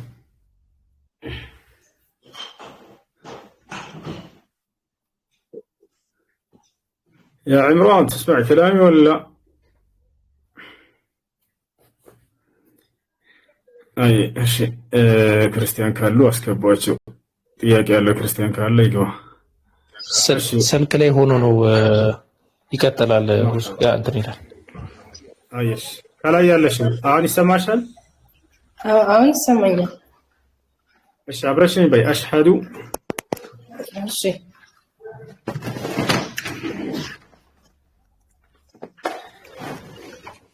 أشهد أن لا إله إلا الله وأشهد أن محمدا رسول الله እነርሱ ቃል የሸሃዳ ቃል ወይም የምስክር ቃል ይባላል። ማንኛውም ሰው ወደ እስልምና ሃይማኖት ሲገባ የሚሰጥ የምስክር ቃል ነው። ትርጉሙ እነሆ ከአላህ በስተቀር በእውነት የሚመለክ ሌላ አምላክ የለም ብዬ መሰክራለሁ፣ ሙሐመድም የአላህ መልእክተኛና ነብይ ናቸው ብዬ መሰክራለሁ ማለት ነው።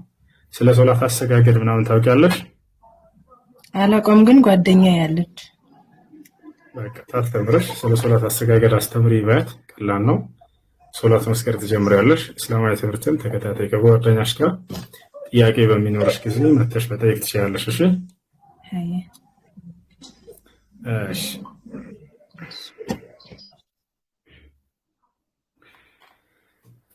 يا سلام يا سلام وعليكم السلام ورحمة الله وبركاته كيف حالك يا عمران؟ الحمد لله كويس وأنت؟ وأنا كمان ما شاء الله عليكم إن شاء الله عليك نورتنا ايش بدكم ሁላችሁም ከስራላችሁ እህቶች ወንድሞቼ ሰላም ብያለሁ ቀጥል ኢንሻአላህ አይ መርሐባ እሺ እዚህ ያላችሁ ሁላችሁ ፎሎ አድርጓቸው እዚህ ያሉ ሁላችሁ ወንድሞቻችሁ ኡስታዞቻችሁ ናቸው ፎሎ አድርጓቸው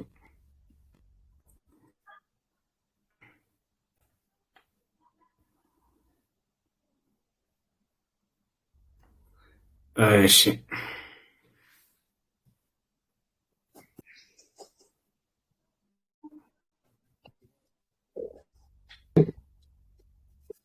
السلام عليكم.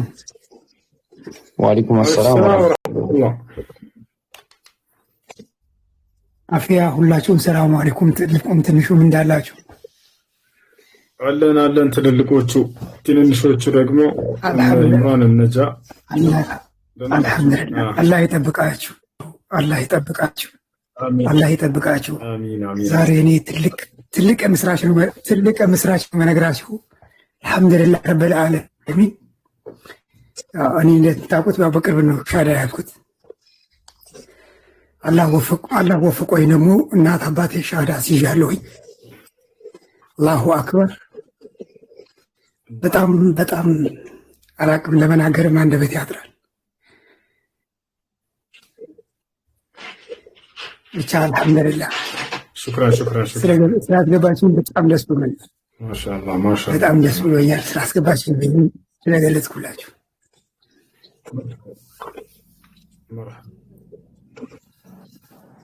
መርሐባ እና ኢንሻአላህ በርቱ፣ አላህ ያግዛችሁ፣ አላህ ይሁን። እውነት መቼም ተደብቃ አትቀርምና እውነት አንድ ቀን ግልጽ ይሆናል። እውነት ተደብቆ አይቀርም። አላህ ያግዛችሁ፣ በርቱልን። አላህ ከእናንተ ጋር ይሁን። ወያኩም ያ ሀቢብ። ሰላም አለይኩም።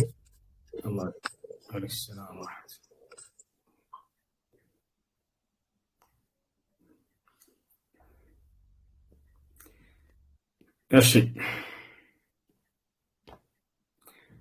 ሰላም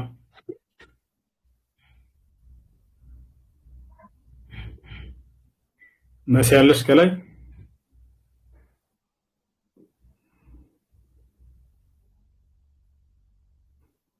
ሄሎ ተማም አሰላሙ አለይኩም እንዴት ናችሁ? ወአለይኩም ሰላም ወራህመቱላሂ ወበረካቱ። ስለአስገባኝ በጣም አመሰግናለሁ። በመጀመሪያ ነገር እኔ ሀሳብ የለኝም ነው ወንድሜ፣ በአንተ እህቴ ኦርቶዶክስ ነበርኩኝ፣ ወደ እስልምና መጥቻለሁ። እህቴ ነበረች፣ ጓደኛዬ ናት፣ እህቴ ናትና አሻራ ያሳዘችኝ። በአንተ አሻራ እንድታስይዘኝ ፈልጌ ነበር። ሌላ አስተያየት የለኝም። መርሐባ። ከዚህ በፊት ሻሃዳ ይዘሻል ወይስ አልያዝሽም? ጓደኛዬ ናት አሻራ ያሳዘችኝ። ከዚህ በፊት ሻሃዳ ይዘሻል ወይስ አልያዝሽም? አይዋ ያ አው መሲ ያለሽ አለው እሰማለሁ። ጓደኛሽ ሻሃዳ ሲዛሻለች በትክክል? አዎ በትክክል አትዛኛለች። ዞሮ ከዚህ በፊት ግን ያው አንተ ጋር መተን ሻሃዳ እንድንይዝ ፈልገን ነበር፣ ግን የሚያስገባኝ ሰው አልነበረምና እድሉን አላገኘሁትም። እኔ በነገራችን ላይ በህልሜ ነው ሻሃዳ ያሳሰኝና አልሐምዱሊላህ ስለመረጠ። እሺ ለማንኛውም አንድ እሷ ካሰበችሽ በቂ ነው። እሺ በትክክል አሽሀዱ አን ላ ኢላሀ ኢለላህ ወአሽሀዱ አነ ሙሐመድን ረሱሉላህ ብለሽ ከሆነ ከእርሷ አንደበት በቂ ነው። ሴት ልጅ ሻሃዳ ማስያዝ ትችላለች።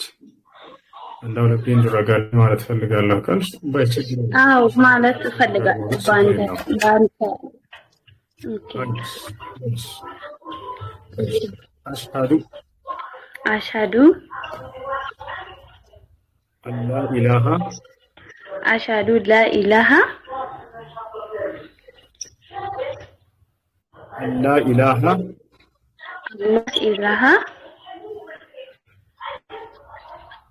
إلا الله وأشهد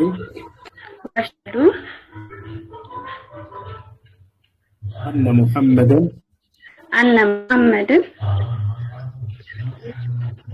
رسول الله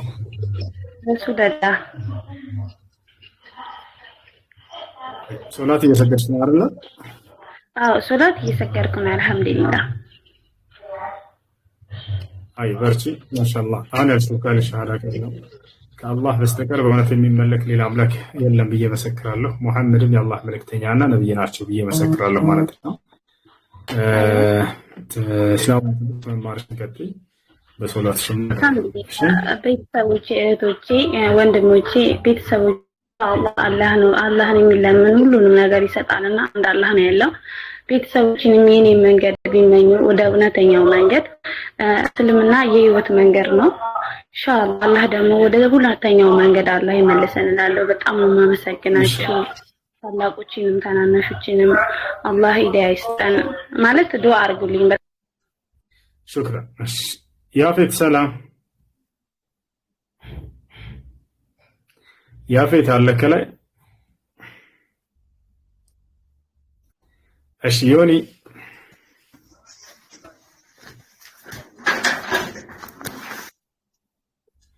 አለ?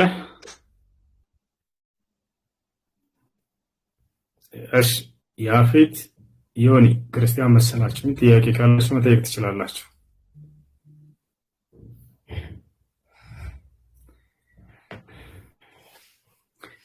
ያፌት አለህ ወይ? ሚዩትን አንስተህ ነበር እንደገና ሚዩት አድርግ። ጥያቄ ካለ ጠይቅሽ።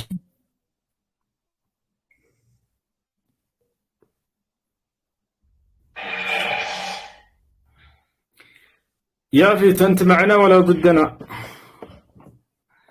አለህ ጥያቄ አለህ? يلا انزل تحت. يوني አለህ? ዮኒ يلا مع السلامة. እሺ ጥያቄ ያለው ክርስቲያን ብቻ ይላክ። ማንኛውም ክርስቲያን ጥያቄ ያለው መላክ ይችላል፣ መጠየቅ ይችላል።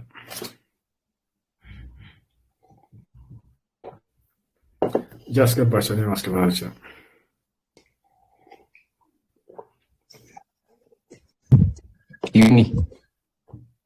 ዮኒ እሺ ትሄዳለህ?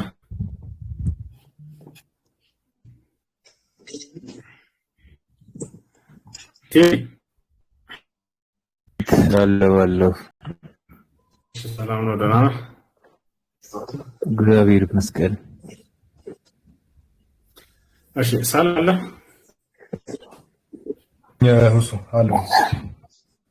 ከተመቸህ አውራ። አይ እሺ ዮኒ ጥያቄ አለ?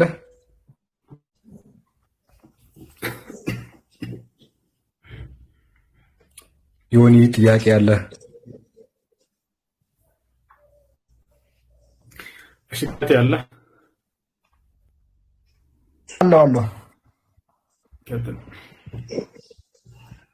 ሰላም ናችሁ? አለን አልሐምዱሊላህ። ጥያቄ በእስልምና ምራክል አለ? ተአምራት ለምሳሌ ፈውስ፣ ነቢዩ መሐመድ ሰውን ይፈውሱ ነበር በአላህ ስም?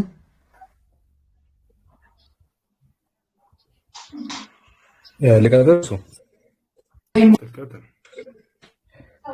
እሺ ነቢዩ መሐመድ ሰዎችን ይፈውሱ ነበር ወይ ለሚለው፣ አዎ እጅግ በጣም ብዙ ቦታ ተአምራቶች፣ ለምሳሌ አይኖቻቸው የጠፉ ሰዎችን አይኖቻቸውን ይመልሱ ነበረ።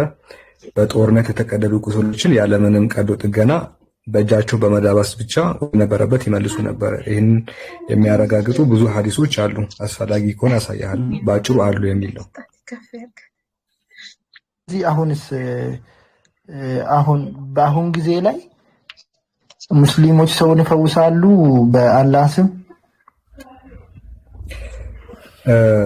እሺ አሁን ላይ በተመለከተ እንደናንተ በየሚዲያው በየምኑ እንግዲህ ድራማ የሚሰራ ሰው የለም። ነገር ግን የጌታ አምላክ መልካም የሆኑ ባሮቹ መሰል ነገራቶች ሊሰሩ ይችላሉ። ግን እንደዚህ በህዝብ በሚታይ ደረጃ አይደለም። እሺ ቁድራውን ፕሮባቢሊቲ ነው። በሰዎች በኩል አምላክ ጥበቡን ያሳያል ብለን እናምናለን። ነገር ግን ያው ድራማ አይሰራም ነው ሚዲያ ላይ። በእርግጠኝነት የሚሰሩም አሉ ማይሰሩም አሉ። ሁሉንም ማለት አይችልም። እንደ ጴንጤ አይሰራም ሚዲያ ላይ ነው የምልህ አልኩ እኮ። በቃ እሱ ነው። ሳሂህ ቡሃሪ ላይ ምን ይላል መሰለህ? ማንም ሰው ከአላህ በስተቀር አላህ ካልፈቀደ በስተቀር ሰውን መፈወስ አይችልም ይላል። እውነት ነው። ከአላህ ውጪ ማንም ሰው መፈወስ አይችልም ይላል። ስለዚህ አሁን ለምሳሌ ብዙ ሰዎች አሉ በክርስትና በተለይ በጴንጤቆስጣሊዝም ብዙ ሚራክል የሚሰሩ አሉ በኢየሱስ ስም ተጠቅሞ። ስለዚህ እነሱ በኢየሱስ ስም ሰውን እየፈወሱ ነው። ሐዲሱ ደግሞ ምን ይላል? በአላህ ካልሆነ ሰው መፈወስ አይችልም ይላል። ስለዚህ ይሄ ነገር እንዴት ነው? እሺ ጥሩ ጥያቄ ባይዘይ እሺ በአላህ ሱብሓነሁ ወተዓላ ኃይልና ስልጣን ውጪ ማንንም ሊፈውስ አይችልም የሚለውን በተመለከተ እውነት ነው። ተአምራት የሚሰሩት በጌታ አምላካችን ኃይልና ፍቃድ ነው። ቁርአንም ያረጋግጣል። አንድም ነቢይ ተአምር ሊያመጣ አይገባም በአላህ ፍቃድ ቢሆን እንጂ ይላል። ስለዚህ ያ ነው ያንን ይዘህ ደግሞ ፓስተሮች ሰውን እየፈወሱ ነው ላልከው፣ አንድም ፓስተር ማንንም ሊፈውስ አይችልም። በነገራችን ላይ አስቀድሞ ከመድረክ ጀርባ በ3000 ብር ከቀጠረው ፌክ በሽተኛ የዘለለ እውነተኛ በሽተኛን እንደማይፈውስ እኔ እርግጠኛ ሆኜ ልናገር እችላለሁ። ሮበርት ሙጋቤ ሲናገር ምን እንደሚል ልንገር። ሮበርት ሙጋቤ ሲናገር ፓስተሮች መድረክ ላይ ያሉትን አክተሮች እንጂ ሆስፒታል ውስጥ የሚተኙትን በሽተኞች አይፈውሱም ይላል። ምክንያቱም ሆስፒታል ውስጥ የሚተኛው በሽተኛ እንጂ አክተር አይደለም። ስለዚህ እውነተኛ በሽተኛን ፓስተሮች አይፈውሱም። ለምን እንደዚህ ይላል? ስለዚህ ማንም በክርስትና ቆይ አንድ ሳላ ፍቃደኛ ከሆንክ ይህን ነገር ላረጋግጥልህ፣ ፍቃደኛ ከሆንክ ሁሱ ይህን ነገር ላረጋግጥ ኮንቲኒው ህዝቡ እንዲመለከት ስለፈለኩ ማለት ነው። እሺ እጅግ ፌመስ ከሆኑ ኢትዮጵያ ፓስተሮች መካከል ኢዩ ጩፋ ግንባር ቀደሙ ነው። መድረክ ላይ ቆሞ በካራቴ ካንሰር ይፈውሳል፣ በካራቴ HIV ያድናል፣ በካራቴ ኩላሊት ይመልሳል ወደ ነበረበት መድረክ ላይ ማለት ነው። ታዲያ እውነተኛ በሽተኛ ሲያጋጥመው ምን እንደሚያደርግ ላሳያችሁ። አንዴ ትልቁ ላይ አድርጉኝ፣ አንዴ ትልቁ ላይ አድርጉኝ። ማንኛውም በሽታ እንደሚፈውሰው የሚናገረውና በርካታ ፈውስን የሚሰጠው ኢዩ ጩፋ ትክክለኛ በሽተኛ ገጠመው። ትክክለኛ በሽተኛ ገጠመው ጋር ትልቁ ላይ አድርጉኝ። ታዲያ ይሄ በሽተኛ ኩላሊት ታካሚ ነው። ሁለተኛ በሽተኛ ነው። ክራይስት አርሚ ላይ ምን ብሎ ፖስት አደረገ? በዛሬው ዕለት የእግዚአብሔር ሰው ነብዩ ኢዩ ጩፋ በሆስፒታል በመገኘት ሁለቱም ኩላሊቶቹ ፌል ያደረገበት ወንድማችን ተስፋዬ ኦፖሬ 1 ሚሊዮን ብር ለሕክምና የሆነው ዘንድ ለግሷል ይላል። ኢዩ ጩፋ ተስፋዬ ሮታሌ ሲታመም ትክክለኛ ሁለቱም ኩላሊቶቹ ፌል ሲያደርግበት ምንድን ያደረገው? ወንድሜ ህንድ ሂድና ኩላሊትን የሆነ ነገር አድርግ ብሎ 1 ሚሊዮን ብር ሰጠው። ወራጅ አለ፣ እዚህ ጋር ወራጅ አለ። የምን ብር? ካንሰርም የሚያድነው ሰውዬ ማለት ነው። እውነተኛ በሽተኛ ሲመጣ ግን 1 ሚሊዮን ብር ነው የሚሰጠው። 1 ሚሊዮን ብር ሳይሆን የሚያስፈልገው እኮ በካራቴ ዘርሮት አንድ አዳምጥ፣ ቆይ በካራቴ ዘርሮት ኩላሊቶቹን ወደ ነበረበት መመለስ ነው እንጂ ለምንድን ነው 1 ሚሊዮን ብር የሚሰጠው? ለምንድን ነው ያልፈወሰው? ትክክለኛ በሽተኛ አይፈውስም። ትክክለኛ በሽተኛ ሲመጣ 1 ሚሊዮን የሚሰጠው ወይ 50,000 ብር ነው የሚሰጠው ህንድ ሄዶ እንዲታከም ማለት ነው። ስለዚህ ኢዩ ጩፋ የሚፈውሰው ማንን ነው ከተባለ መድረክ ላይ አስቀድሞ 3,000 ብር የሰጠውን አክተር ሰውዬ ነው። አስመሳዩን ሰው የሚፈውሰው እውነተኛ ሲመጣ ግን በር ሰጥቶ የሚለው ቀጥል።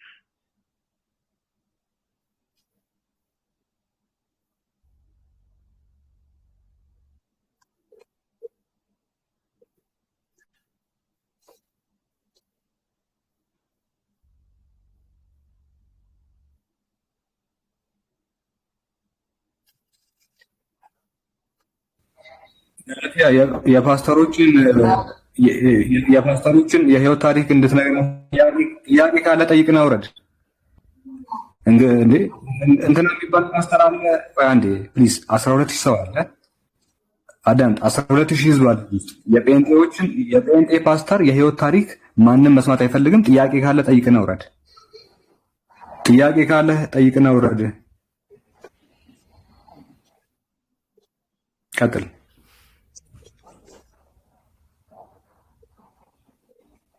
ገላትያ እሱ በየቸርቻችሁ ህዝባችሁ ላይ የምትሰሩት ድራማ እንጂ እውነተኛ በሽተኞች ላይ ገላትያ አንድ አዳምጥ። እሱ ለፕሮፓጋንዳችሁ ለሐሰተኛ ትምህርታችሁ የምትሰጡት ይሄ ፕሮፓጋንዳ ሐሰተኛ መረጃ እንጂ እውነተኝነት ያለው ነገር አይደለም አልኩ። እኛውን ፓስተር ኢትዮጵያ ውስጥም ሆነ ከውጭ ሀገር እውነተኛ በሽተኛ ፈውሳለሁ የሚል ሰው ካለ ይዘህልኝና፣ እውነተኛ በሽተኛ የሚፈውስ አንድ ፓስተር የለም። እኛ ፊት ትክክለኛ በሽተኛ እናመጣለን። በዓለም ላይ አለ የምትለውን ፓስተር ይዘና እውነተኛ በሽተኛ የካንሰር ታማሚ እናለን፣ አይፈውስም። እሱ የሚፈውሰው አስቀድሞ በብር የተነጋገረውን ብቻ ነው። ውሸት ነው ካልክ በሽተኛ ይዤ እመጣለሁ፣ ፓስተር ይዘና ህዝብ ይፈርዳል። ከዛ በኋላ የለም አንድም ፓስተር አይፈውስም። አንድ ፓስተር አይፈውስም። አንድ ፓስተር አይፈውስም። ይፈውሳል ካልክ በሽተኛ ይዤ እመጣለሁ፣ ፓስተር ይዘና። ወላሂ ላዚም ትክክለኛ በሽተኛ ይዤ እመጣለሁ፣ ፓስተር ይዘና እንደሚፈውሰው እናያለን። እሱን አይፈውስም። የታወቀ በሽተኛ አይፈወስም። እንትን ብቻ ነው የሚፈወሰው። ይሄ ድራማ ለመስራት አስቀድሞ ብር የተቀበሉ ብቻ ያቅም ነው። በተለይ በክርስትና አይፈውስም ነው። ቻሌንጅ አደርግሃለሁ እኔ የትኛውን ፓስተር ይዘና ገላትያ የትኛውን ፓስተር ይዘና ውሸት እንደሆነ አሳያለሁ።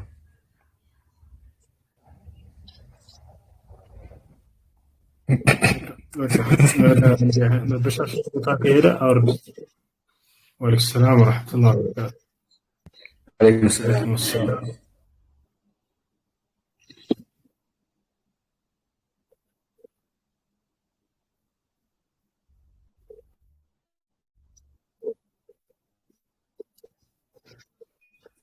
በሳብ ነው እሱ። እሺ ይቻላል።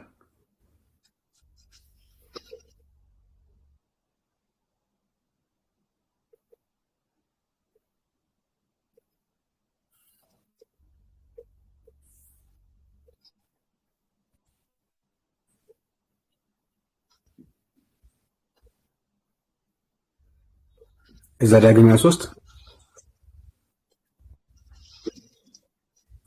ኦኬ።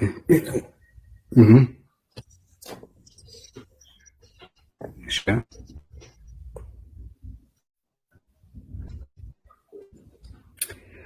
በመካከል ነቢይ ወይም ህልም አላሚ ቢነሳ ምልክትም ተአምራትን ቢሰጥ እንደ ነገረ ምልክቱ ተአምራቱን ቢፈጸም እርሱም ሄደን የማታውቃቸው ሌሎች አማልክት እንከተል እናምልካቸውን ቢልህ አምላካችሁ በፍጹም ልባችሁ በፍጹም ነፍሳችሁ ትወዱት እንደሆነ ያውቅ ዘንድ አምላካችሁ እግዚአብሔር ሊፈትናችሁ ነውና የዚያን ነቢይ ቃል ወይም ያን ህልም አላሚ አትስማኝ።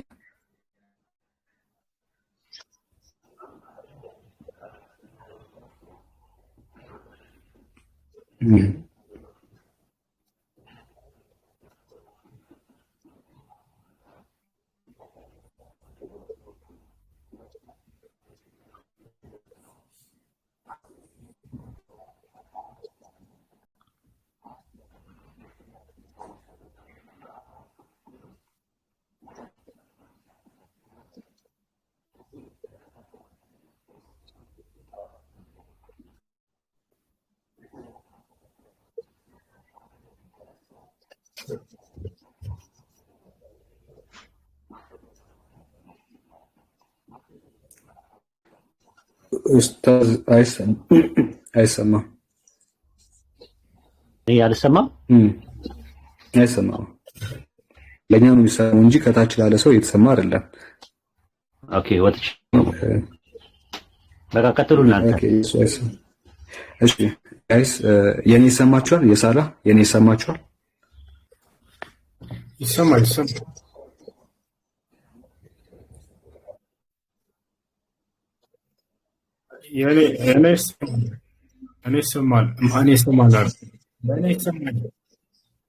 ለእኔ ይሰማኛል። የእናንተ እኔ እሰማለሁ። ሰማለሁ። እስቲ አንዳንድ አሳዩኝ። ይሰማል እያሉ ያንተ ይሰማል። ኦኬ ጥሩ።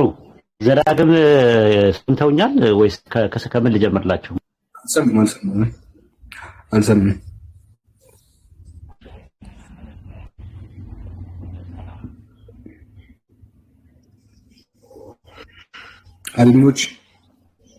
አድሚኖች አንድ ጊዜ አታልቁኝ።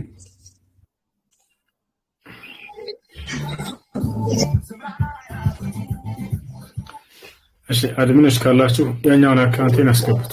ለጋስተክ ያለ ማንንም ያስገባው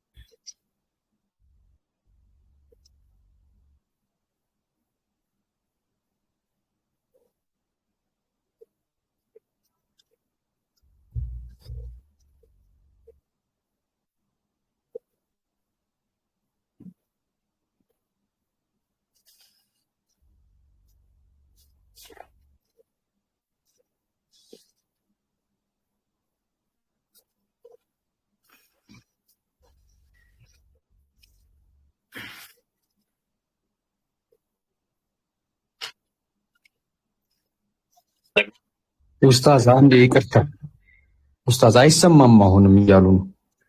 እንዴት እንደሚሻል አንዴ ወርደን እንግባ ወይ አይሻልም? ሁላችንም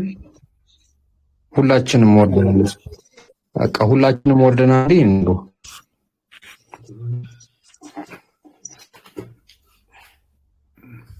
ያላችሁ ሰዎች ራሳችሁ ወረዱ፣ ተመሳሳይ ትገባላችሁ።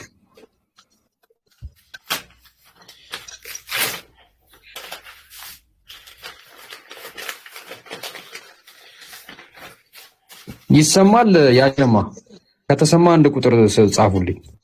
ይሰማል? እሺ አሁን እንደገና ላስገባችሁ።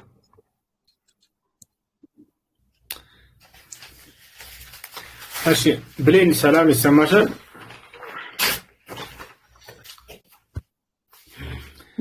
እሺ ብሌን ወራለች።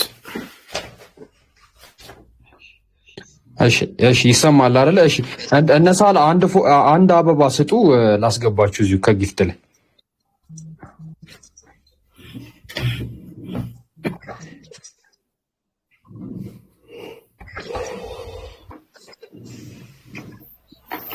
እሺ ታዲያ አለሁ። እሱ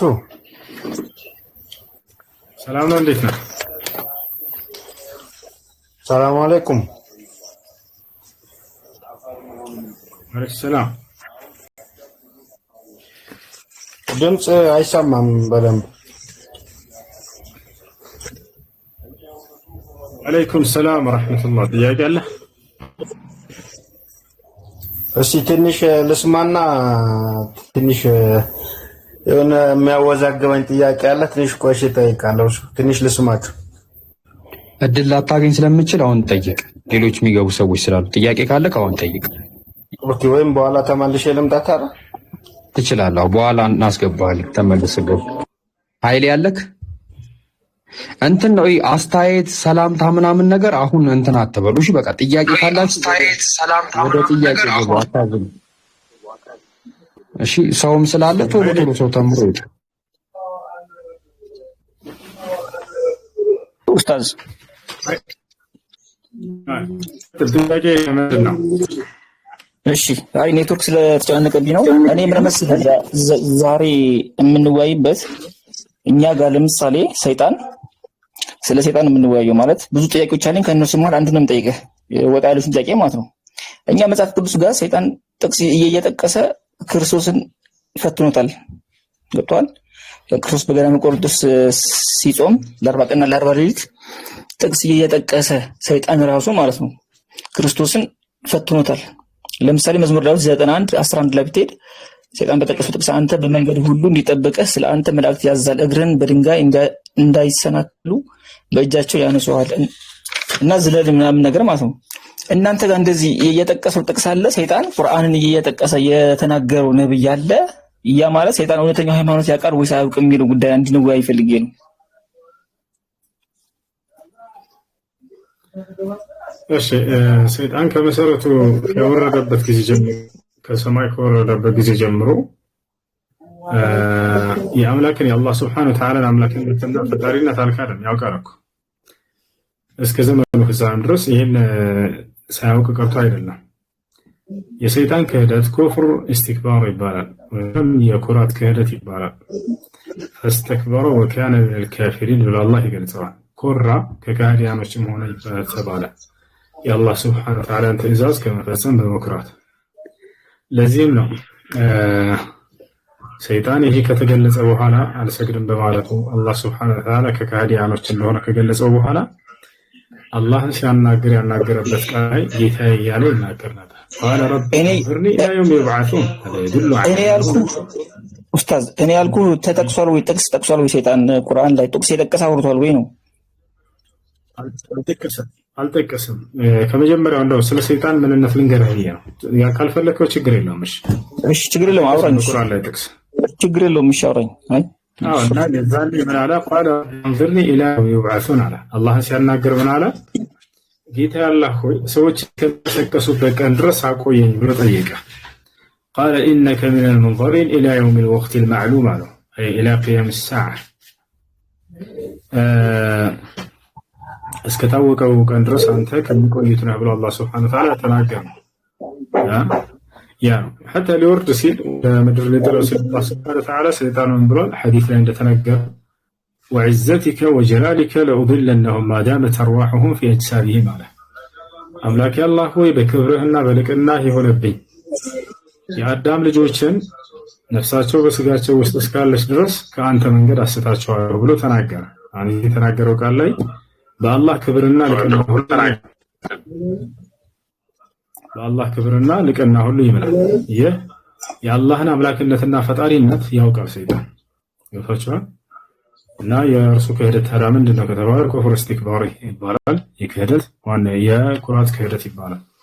የአምላክን ትእዛዝ አልፈጸም በማለቱ በመኩራቱ ማለት ነው። ስጁድ አድርጎት እንዲህ ስላለ እሺ እንዳጠቃላይ ይጠቅሳሉ ከቁርአን አንቀጽ እየጠቀሰ ተናግሯል ወይ ከሆነ አልተናገረም፣ አያውቅም። ይሄ ነገር አልተናገረም። ነገር ግን መጽሐፍ ቅዱስ ላይ ከግዳም ወይንም ካለፉት መጽሐፍቶች እያነሳ ጥቅስ በኢየሱስ ክርስቶስ ፊት ሲያነብለት ነበር። ማርቆስ ማነው ማቴዎስ ወንጌል ምዕራፍ 4 ቁጥር 1 ጀምሮ ልክ ያ ማለት ደግሞ ሃይማኖትን ያውቃል ማለት ነው የነበረውን ነገር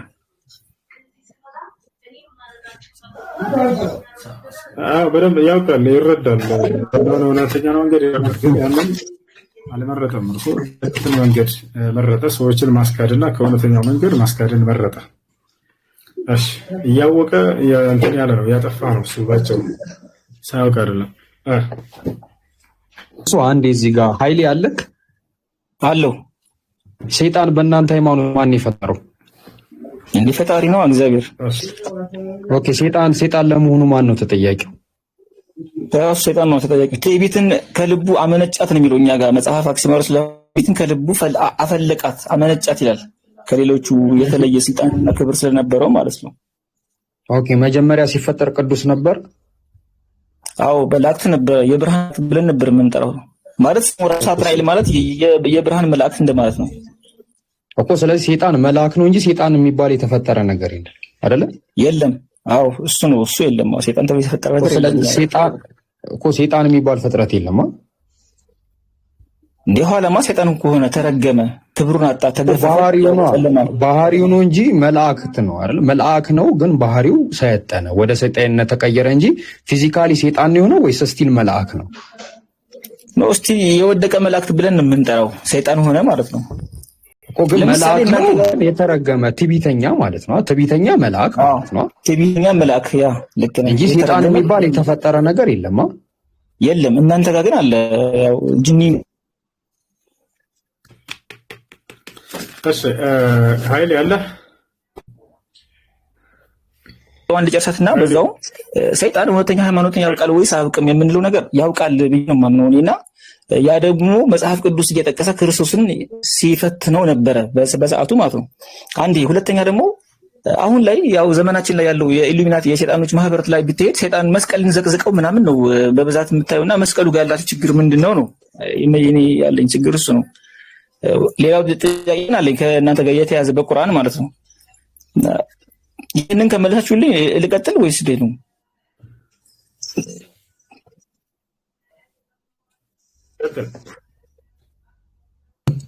ማንሳት እንችላለን። አይቲ ቡኻሪ ላይ የተዘገቡ ሐዲሶች ይጠቅሳል። ግን ምን መሰለህ እሱ ላይ እሱ የሚለው ምንድን ነው? ልክ ባለፉት መጽሐፍቶች ላይ ያሉትን እያነሳ መንቀስ ነው። እንደዛ አይነት ነገር ቁርአን ላይ የለም። ነገር ግን ምን መሰለህ አያተል ኩርሲይን እያለ ለአቡ ሁረይራ የነገረው ነገር አለ። صدقك وهو كذوب እያሉ ነብዩ ሰለላሁ ዐለይሂ ወሰለም የተናገሩትን ያለ ማለት ፈልገህ ነው አይደል? አብዱልከሪም አያተል ኩርሲይን ሱረቱ በቀራ ምዕራፍ ቁጥር 255 ያንን ለምሳሌ እንትን ነው ለኛ መጽሐፍ ቅዱስ ላይ ያለውን ካለፉት መጽሐፍቶች እየያዘ ያነበበው ነው እርሱ። ነገር ግን ቁርአንን ከተነገረ በኋላ ነብያችን ሰለላሁ ዐለይሂ ወሰለም ላይ ከወረደ በኋላ ያንን ነገር ነው ይሄን ብትቀራ ብታነብ እያለ አያተል ኩርሲይን ብሎ ተናገረ። ሶደቀከ ወሆ ከዙብ አለ ነብዩ ሰለላሁ ዐለይሂ ወሰለም። እርሱ እውነት ተናግሯል፣ ውሸታም ነው ግን እርሱ ብለው ተናገሩ። የሰይጣንን ማንነቱን ሲናገሩ እርሱ ውሸታም ነው አሉ። ነገር ግን ይሄ ንግግር ትክክል ነው አሉት። ያ አሁን እዚህ ቦታ ላይ ይዙና ሰዎች ምን ይላሉ?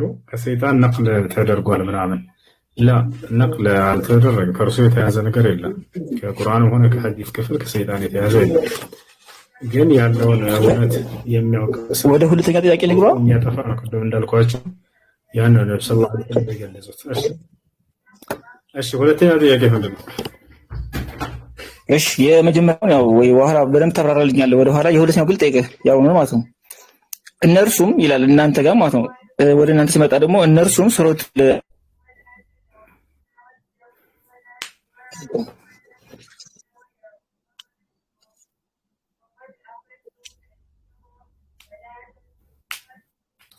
ከኔ ነው የሚቆራረጠው ከእሱ ነው ልጆች።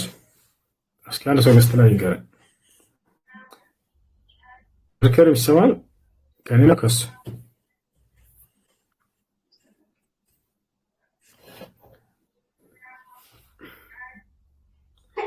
ይሰማችኋል? እሺ ኃይሌ ምንድን ነው ያልከው ጥያቄ? ኃይሌ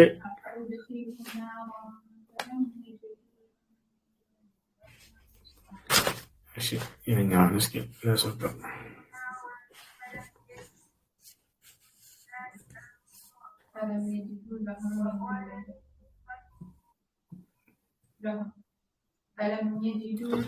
እሺ ጥያቄ ያለው ካለ መቀጠል ይችላል። አድሚኖች ካላችሁ አስገባቸው። ያ እሺ ጥያቄ ያለው ካለ ሰላም ነው። ጥያቄ ነበረኝ። እሺ ጥያቄ ምንድን ነው? ጥያቄ አለኝ። ጠይቅ። ጥያቄ ምንድን ነው? ልጠይቅ? ባለፈው ጊዜ ከእፎይ ጋር በነበረ ክርክር ላይ አንድ ጥያቄ ጠይቀው ነበረና በዛ በጥያቄ ነው ጥያቄ አለኝ።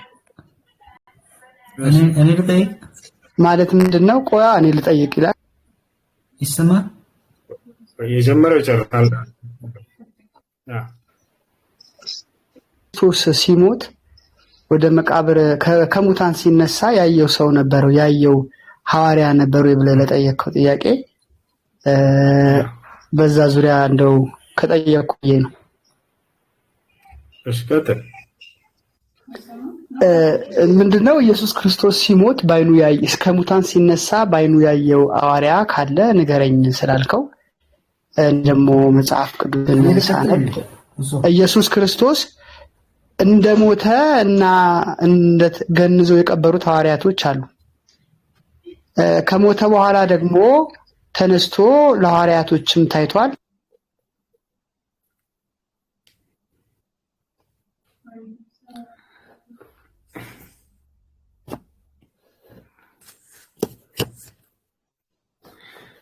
ይሰማል? ማን ሚውት ተደረገ ነው እንጂ ሚውት አላደረኩ። እሺ ሚውት አታደርጓትም። እንደሞተ ስለታወቀ መነሳቱ ሪል ነው ልልህ ፈልጌ ነው። በቃ ዋናው መሞቱን ማረጋገጣቸው ነው። አንደኛ ጥያቄው ትክክለኛ ጥያቄ ነው። ለምን መሰለህ?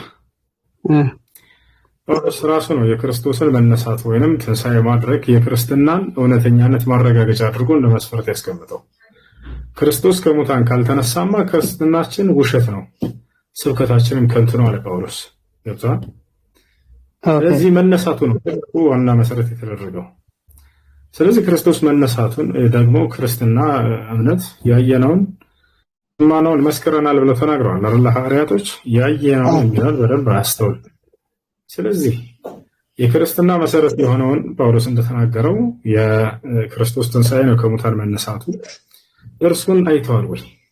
አይተዋል ወይ? አይ ቆይ እኔ የምለው ኡስታዝ መሞቱን ያዩ ሰዎች አሉ ያረጋገጡና የቀበሩት። አንድ ይሄን እንጨርስና ወደዛ ልንመጣ ነው። እሱ ራሱ የሐዋርያ ምስክር የለም እሱ ላይ ራሱ ወደሱ እንመጣለን። ኢየሱስ ክርስቶስ እንመጣለን። አንዲት ቦታ ላይ ኢየሱስ ክርስቶስ ሲነሳ ያየው ሐዋርያ የለም አይደለ? እሱን እንጨርስና ይሄ ጥያቄ ምን ያክል አስፈላጊና ወሳኝ እንደሆነም ደግሞ በሌላ ጥቅስ አስረዳለሁ። እሺ ኢየሱስ ክርስቶስ ከሙታን ሲነሳ ያየው ሐዋርያ አለ? ኢየሱስ ክርስቶስ ከሙታን ሲነሳ ስትል የተገነዘበትን ጨርቅ ቀዶ ሪዘሬክት ሲያደርግ ልክ ከሞተበት ብድግ ሲል ያየው ሰው የለም። ግን መጽሐፉ እንደሚናገረው መላእክቶች አይተው በጠዋት መግደላዊት ማርያም ስትሄድ ለምን እዚህ ትፈልጉታላችሁ እሱ ተነስቷል ብሎ የነገራት መልአክ ነው አይደል? ወደሱ ልመጣ ነው። እሱ ራሱ ስህተት እንደሆነ እናስረዳለን። አንድ ኮሜንት ላይ ይቅርታ ኪያ የምትባል ልጅ እስልምና ለመቀበል ፈልጋለሁ እያለች ነው። ከቻላችሁ አስገባት። አንድ ጊዜ ይቅርታ ኪያ፣ አንድ ቁጥር ጻፊ። አድሚኖች ተከታተሏት። እሺ አሁን እንቀጥላለን። አንደኛ ኢየሱስ ክርስቶስ ሲነሳ ያየው የለም። ሁለተኛ ነገር ምን መሰለህ? ክርስቶስን አይሁዶች ተአምር እንድታሳየን እንሻለን ብለው ጠየቁት። ገብቶሃል አይደል? አመንዝራ ትውልድ ተአምርን ይሻል እያለ ተናገራቸው። መምህር ሆይ ብለው አናግረው ተአምር እንድታሳየን እንሻለን ያሉት ማየት ነው አይደል የጠየቁት? ታዲያ ማየት ነው የጠየቁት። በደንብ አስተውሉ። ምንድነው የጠየቁት? ማየት ነው የጠየቁት። እርሱም እንደሚያሳያቸው ቃል ገባላቸው። ነገር ግን ያ የሚያሳያቸው ነገር ምንድነው? አመንዝራን ትውልድ ተአምርን ይሻል ካላቸው በኋላ ነገር ግን የሰው ልጅ ልክ እንደ ነብዩ ዮናስ ከምድር በታች እስከ 3 ቀን ቆይቶ ይነሳል አላቸው አይደል? ስለዚህ የሚያሳያቸው ምን እንደሆነ ቃል ገብቶላቸዋል፣ ከሙታን መነሳቱን። ስለዚህ ይህን ተአምር አይተዋል አይተው ማለት ያለባቸው ከማንም በላይ እንደውም እነዚህ አይሁዶች ነበሩ። እንዲሁም ያንን እንጽፋለን ብለን እናስተላልፋለን ብለው የተናገሩ ሐዋርያቶች። ይህን ተአምር የጠየቁ አይሁዶች ግን አይተዋል።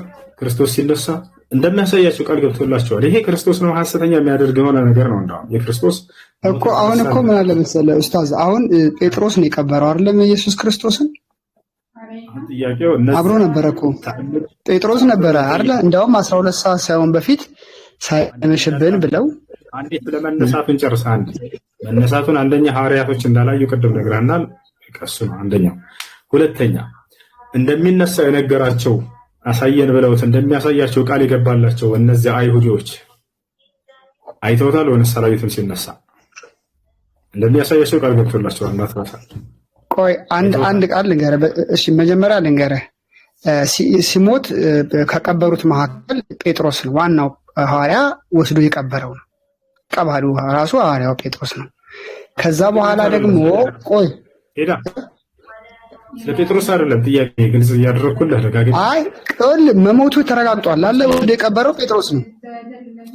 ስለመሞቱ መረጋገጥ ሳይሆን ይሄን ተአምር የጠየቁ አካሎች እንደሚያሳያቸው ቃል ገብቶላቸው እንድናይ እንሻለን ብለውት ማየትን ደጋግመው ጠይቀውት ኡስታዝ መጀመሪያ ይሄ ጥያቄ ስታነሳ መጀመሪያ 100% ሹር መሆን ያለብህ እንደ ቃሉ ሞቷል ወይ ነው ሪል ሞቷል ወይ መሞቱ ከተረጋገጠ ቆይስማ መሞቱ ከተረጋገጠ ልክ ከሙታን ብድግ ሲል ባይታይም ከተነሳ በኋላ ግን ባሉት ሁለትና አንደኛ ቀን ማታ አካባቢ ሐዋርያቶች ተሰብስበው በተዘጋ በር ላይ ሰላም ለእናንተ ይሁን ብሎ ገብቷል። ከሞተ በኋላ ዋናው መሞቱ ማረጋገጥ ነው። መሞቱ ከተረጋገጠ ሐዋርያቶቹ ጋር ሲመጣ በቃ ተነስቶ ነው ማለት ነው። አንዴ በዚያ ላይ የሚነሱትን ጥያቄዎች ሁሉ ተቀበላለህ። ሽቴራ እነዚያ ገጹ ጋር እንረጋጋ። ክርስቶስ ገና ከሞተ ምናምን ከመባሉ በፊት እኮ እያልኩ ነው ተአምርን ጠየቁት አይሁዶች። ክርስቶስ ገና ከመሻለን አሉ። እሱም ከሙታን እንደሚነሳና እንደሚያሳያቸው ቃል ገባላቸው። ይህን ተአምር የጠየቁ አካሎች አይተዋል ወይ? ክርስቶስ እንደሚያሳያቸው ቃል የገባላቸውን ነገር ያንን አሳይቷቸዋል ወይ? አይተዋል? እነዚያ የጠየቁ ክርስቶስ በመንገድ ላይም እየተዘዋወረ በሰማርያም ማስተማረ ጊዜ ከብዙ ሰዎች ጋር ተገናኝቷል። ከፈሪሳውያን ካለቆች ጋርም ተገናኝቶ ይሄን ነግሯቸዋል። ግን ክርስቶስ ሲሰቀል ግን የነበሩ ሰዎች ናቸው የቀበሩት እንጂ እነዛ መንገድ ላይ ያገኛቸው ሰዎች በአጋጣሚ የነገራቸው ሰዎች ይቀብሩታል ተብሎ አይታሰብም። ገብቶሃል አይደል? ከሞትም ሲነሳ ያዩታል ተብሎ አይታሰብም። ሊያዩት የሚችሉት አብረውት የነበሩ ሰዎች ናቸው። እነሱም ሐዋርያቶቹ ናቸው። ወይ ለአምስተኛ ጊዜ ልዝጋው ጥያቄው መምህር ሆይ ተአምር ልታሳየን እንሻለን አሉት። እርሱም ምን እንደሚያሳያቸው ቃል ገባላቸው። የሰው ልጅ ልክ እንደ ነብዩ ዮናስ 3 ቀንና 3 ሌሊት በመቃብር ቆይቶ ምድር በታች ቆይቶ እንደሚነሳ አሳያቸው ነገራቸው። ቃል ገባላቸው። ገብቷል? አሳየና ያሉት ከፈለክ እሱ እናውጣልሃለን። አሳይቷቸዋል ወይ? ይሄን ተአምር አይተዋል ወይ? እነዚያ የጠየቁ አካሎች እነማን ናቸው? እስኪ እነማን ናቸው የጠየቁት አካሎች? እነዚያ ይሁዳውያን ፈሪሳውያኖች። በቃ እነዚህ ፈሪሳውያን ከክርስቶስ ጋር የነበሩ አይደሉም። እየዞረ ሲያስተምራቸው ያስተማራቸው ናቸው። ሊያዩ ግን የሚችሉት ሐዋርያቶቹ ናቸው አብረውት የሚያሉት። እንዴት መንገድ ላይ ያስተማራቸው ሰዎች ክርስቶስ ሲሞት መቃብር ላይ ቆመው ይጠብቁታል ብለህ ታስባለህ? ሐዋርያት ነበሩ ፈሪሳውያኖች? ፈሪሳውያኖቹማ ሐዋርያት አይደሉም። ፈሪሳውያን የአይሁድ እምነት ተከታዮች ናቸው። እነሱ ያልከው እኮ ነው። አሳየን እንዳሉትና እነርሱ አላሳያቸውም። መቼ አይተው አዩ? እነሱ ታዲያ ከሙታን ሲነሳ አይተውታል ወይስ አላዩም? ኡስታዝ እንዴት እነሱ ሊያዩ ይችላሉ? እነሱ እኮ በትምህርት ያስተማራቸው ሰዎች ናቸው። የቀበሩት ሰዎች ናቸው ሊያዩ የሚችሉት። ስለዚህ እንዴት ሊያዩ ይችላሉ? ስለዚህ አላየትም ማለት ነው። እነርሱን ነበሩ የጠየቁት እንድታሳየን እንሻለን ተአምር አሉት።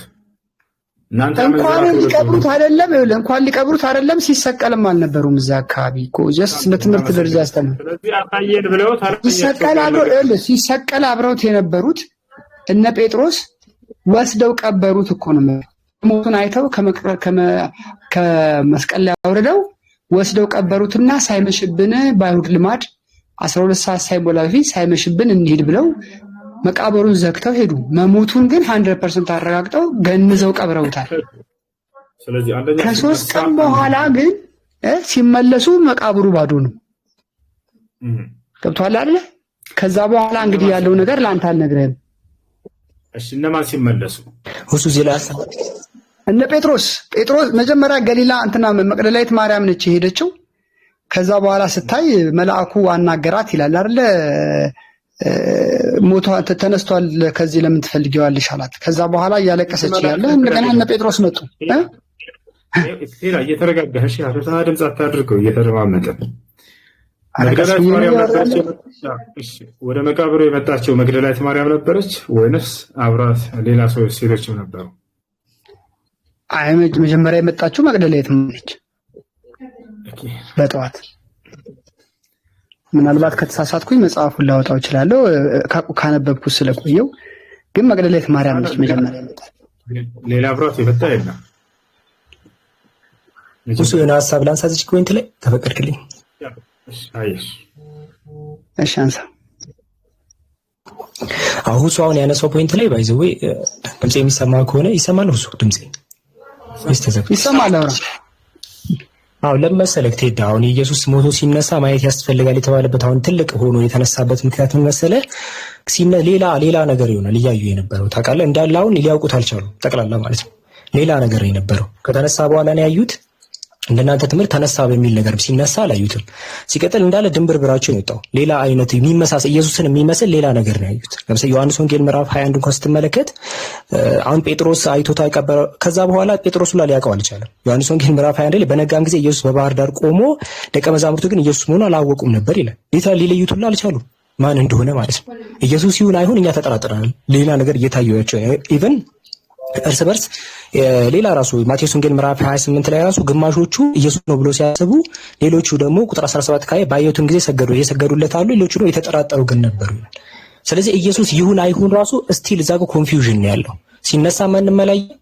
ሁለተኛ ደግሞ ምንድነው የተነሳ ለነሱ የታያቸው አካል ማን ይሁን ራሱ እነሱ ራሱ መለየት አቅቷቸዋል። አብረውት የኖሩት አካል ማለት ነው። ኢቭን ጴጥሮስን ውሰድ አንድ፣ ህዝቡ ኮሚኒቲው ላይ ያሉ ሰዎች ሁለት፣ መግደላዊት ማርያም ሁላ እያናገረችው መለየት አልቻለችም ነው። ዮሐንስ ወንጌል ምዕራፍ 20 ቁጥር 15 ላይ አንቺ ሴት ስለምን ታለቅሻለሽ ምናምን ይላታል።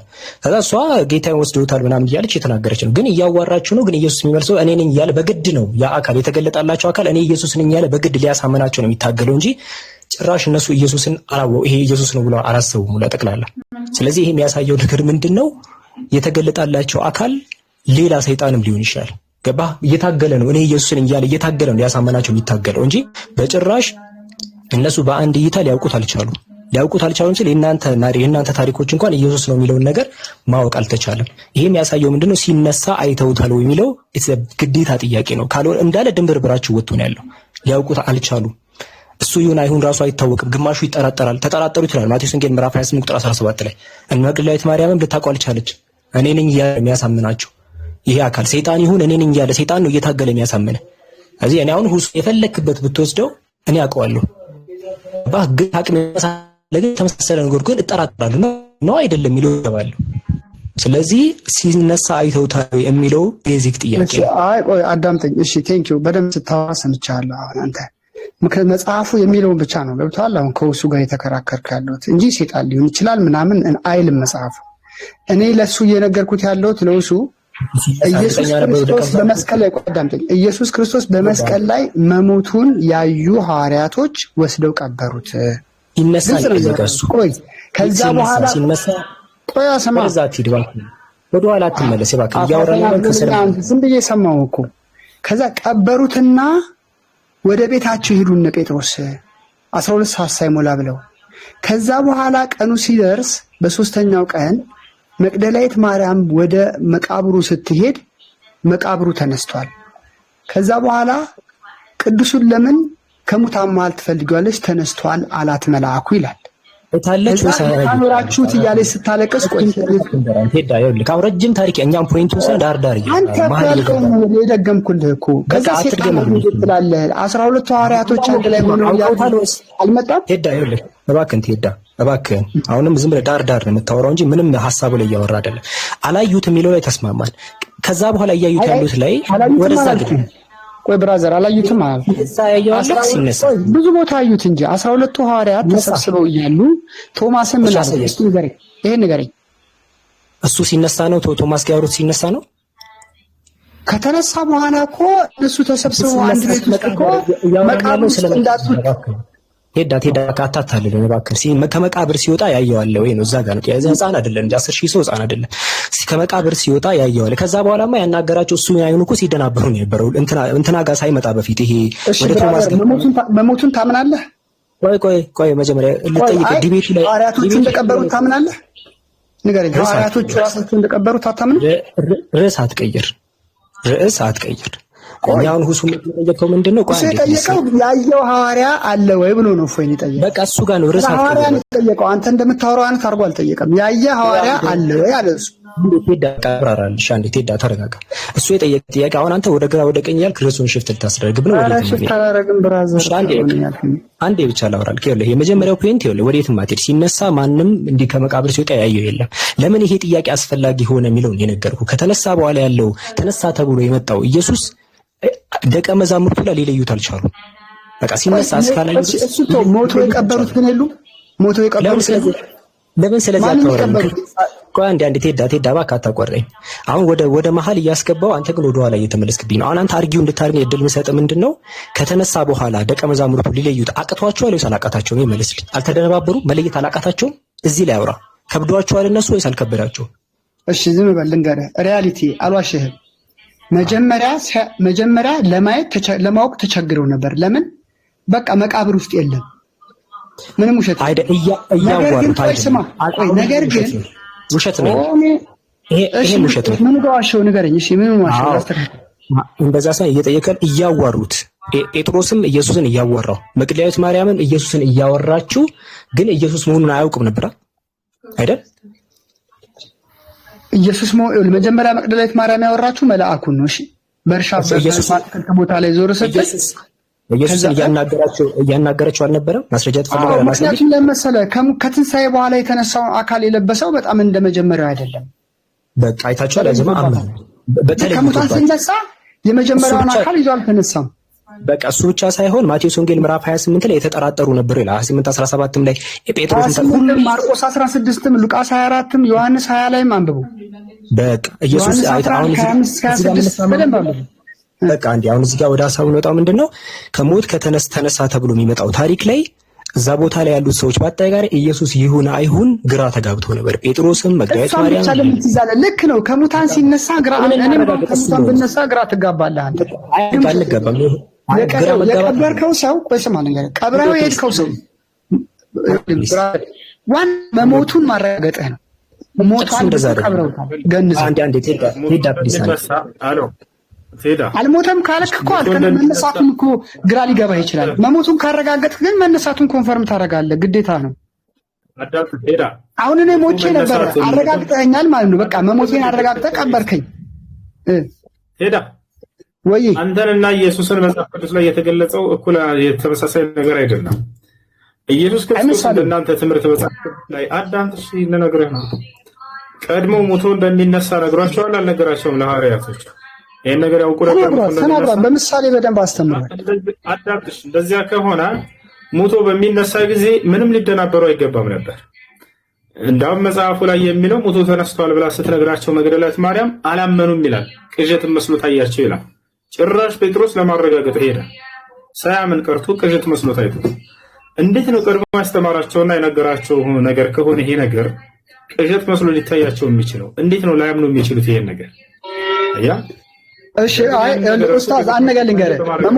መሞቱን ታምናለህ? ሞቷል ብለህ ታስባለህ? ያ ስህተት እንደሆነ በተፈረቀ ብቻ ንገረኝ። ቆይ ጠየቀረን ልመልስልህ። እየሰማሁ ሞቶ ተነሳ ምናምን የሚለው ሁሉ በሱ ላይ እየተሽከረከሩ ያሉ ትርክቶች ስህተት ናቸው ያልኩህ ነው። እነዚያን ደግሞ እያስረዳንህ ነው እያንዳንዱን ማለት ነው። የዛኔ ሞቶ ተነሳ የሚለው ነገር ውሸት መሆኑን ትረዳለህ። አሁን ከዚያ መካከል ሞቶን መነሳት እንደሚነሳ ቀድሞ ነግሯቸው ከሆነ ሞቶ ተነስቷል ተብሎ በተነገራቸው ጊዜ አሃ የተናገረን ያስተማረን ተፈጸመ ብለው ደስ ሊላቸው ነበር የሚገባው። ነገር ግን አላመኑም ይላል መጽሐፉ። ቅዠት መስሎ ታያቸው። ታዲያስ ምን አደረጉ?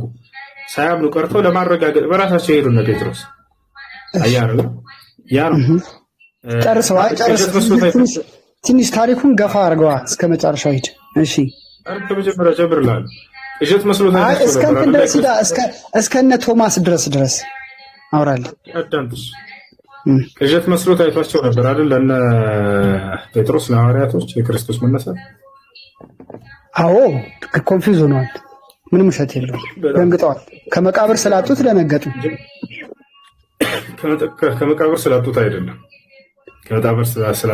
ነው እኮ ጴጥሮስ ልክ መቅደላዊት ማርያም አለቀሰች። ከነ ጴጥሮስ ሰሙ፣ ተንደርድረው መጡ ይላል። እስኪ በደንብ አንብቡ። መጥተው ሲያው መቃብሩ ባዶ መሆኑን ጴጥሮስ ራሱ ቼክ አድርጓል። ሐዋርያት ከጴጥሮስ የሚቀርብ ሐዋርያት አለው ኢየሱስ? አዳምጥ በፈጣሪ እርሷ መነሳቱን ሄዳ ስትነግራቸው ጊዜ ነው ከሙታን ተነስቷል ብላ ስትነግራቸው ጊዜ ቅዠት መስሎ ታያቸው ይላል። መቃብሩን ሄደው ሲያዩት ነው ቅዠት መስሎ የታያቸው ያልከው ስህተት ነው። ገና ሄዳ ስትነግራቸው ነው ይሄን ነገር ቅዠት መስሎ የታያቸው። ሄደው ካዩት በኋላ ሲሆን ቅዠት መስሎ መታየቱ ታሪኩን ስህተት ያደርገዋል። በክርስቶስ ላይ ነገር የተነገረው ነገር ምንድን ነው ስህተቱ? እስኪ ንገረኝ።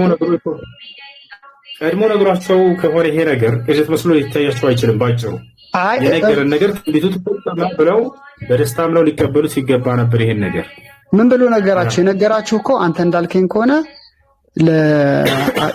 ለይሁዶች ያወሩትን የነገርከው፣ ለሐዋርያቶቹስ ምን ብሎ ነገራቸው?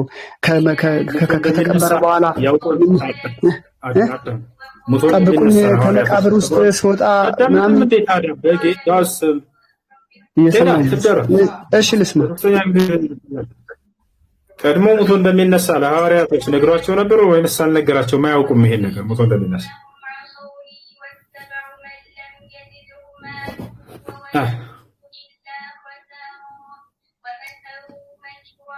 አሉ ቴዳ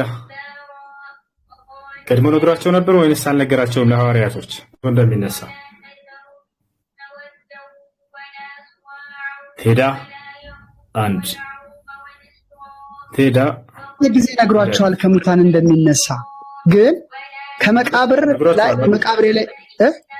መቃብሬ ላይ ጠብቁኝ አላለም። ምክንያቱም መቃብር ላይ ስለመጠበቅ አይደለም አሁን ጥያቄ፣ ሞቶ እንደሚነሳ ነግሯቸዋል። ስለዚህ መግደላዊት ማርያም ሄዳ ስትነግራቸው ጊዜ ተነስቷል ስትላቸው ለምንድን ነው ያላመኑት? ለምንድን ነው ቅዠት መስሎ የታያቸው? ነግሯቸው ከሆነ ሳይነግራቸው ይሄ ነገር ሳያውቁ ቢከሰት ችግር የለውም። አንድ ሰው ሞቶ ተነሳ ሲባል ጊዜ እንደነግዳለን ሊያሳምንንም አይችልም ነበር። ግን ቀድሞ አስተምሯቸውና ነግሯቸው ከሆነ በፍጹም ይሄ ቅዠት መስሎ ሊታያቸው አይችልም። የነገረን ከሶስት ቀንና ስማ እነሳለሁ ያለን ተፈጸመ ብለው ያንን ሊደሰቱበትና አምነው ሊቀበሉ ይገባ ነበር። ልክ ነው። ሐዋርያ ስራ ላይ ምን ይላል ጴጥሮስ? እናንተ የገደላችሁትን ኢየሱስ ክርስቶስን እግዚአብሔር ግን የሞትን ጣር አጥፍቶ አስነሳው ከሞት ይላል። ገብቶሃል? ጴጥሮስ ያምናል ማለት ነው። በቃ ክርስቶስን እግዚአብሔር እንዳስነሳው አንድ። ሁለተኛ ነገር ደግሞ ኢየሱስ ክርስቶስ ከተነሳ በኋላ ቆይ ልንገርህ፣ ከተነሳ በኋላ እያንዳንዱ ሐሳብ እንደተከተለህ ነው። ይኸውልህ መልስ አይሆንም። ያው ነው ቀጥለዋል። መነሳቱን እግዚአብሔር የሞትን ጣራ አጥፍቶ አስነሳው ብሎ ሲል እኮ የክርስቶስን ኢየሱስን ትንሣኤ የሚያምን ሰው ነው፣ የሚጠብቅ ሰው ነው። በቃ ያመነ ሰው እኮ ነው። ስለዚህ በሌሊት ተነስቶ መቃብሩ ጋር እየተረከልህ ያለው ከዚያ በኋላ እኮ ነው እየተረከልህ ያለው እሱ። የዛኔ መቼ ተጻፈ? ከዚያ በኋላ የተረከልህ ትርክት ነው እሱ። ክርስቶስ እየሰበከ ነው ልልህ ነው። ትንሣኤውንም ከሙታን መነሳቱንም እየሰበከ ነው ልልህ ነው። ያው ጴጥሮስ ያየው ከመቃብር ሲወጣ ያየው በሕይወቱ ይሄንን እውነት መስክሮ ነው የሞተው፣ ሰብኮት ነው የሞተው ከሙታን መነሳቱ። ከመቃብር ሲወጣ ያየው ነው ከመቃብር ሲወጣ ያየው ጴጥሮስ ነው ያልከው አሁን ወይንስ ጆሮዬ ነው? ከመቃብር ሲወጣ ያየው ሰው የለም። ለምን እኔ የውሸት አልነግርም። ከመቃብር ሲወጣ ያየው የለም። ግን ሞተው የቀበሩ ሰዎች አዳምጠኛ ኡስታዝ፣ በጣም ማመን ያለብህ መሞቱን ማረጋገጥ ነው ያለብህ። መሞቱ አልቃክ መነሳቱ ምንም ቀላል ነው። መነሳቱን ማመን መሞቱን መጀመሪያ ማመን አለብህ። አልሞተም። አንዴ ተረጋጋ እስኪ፣ ቀስ በልሽ ቴዳ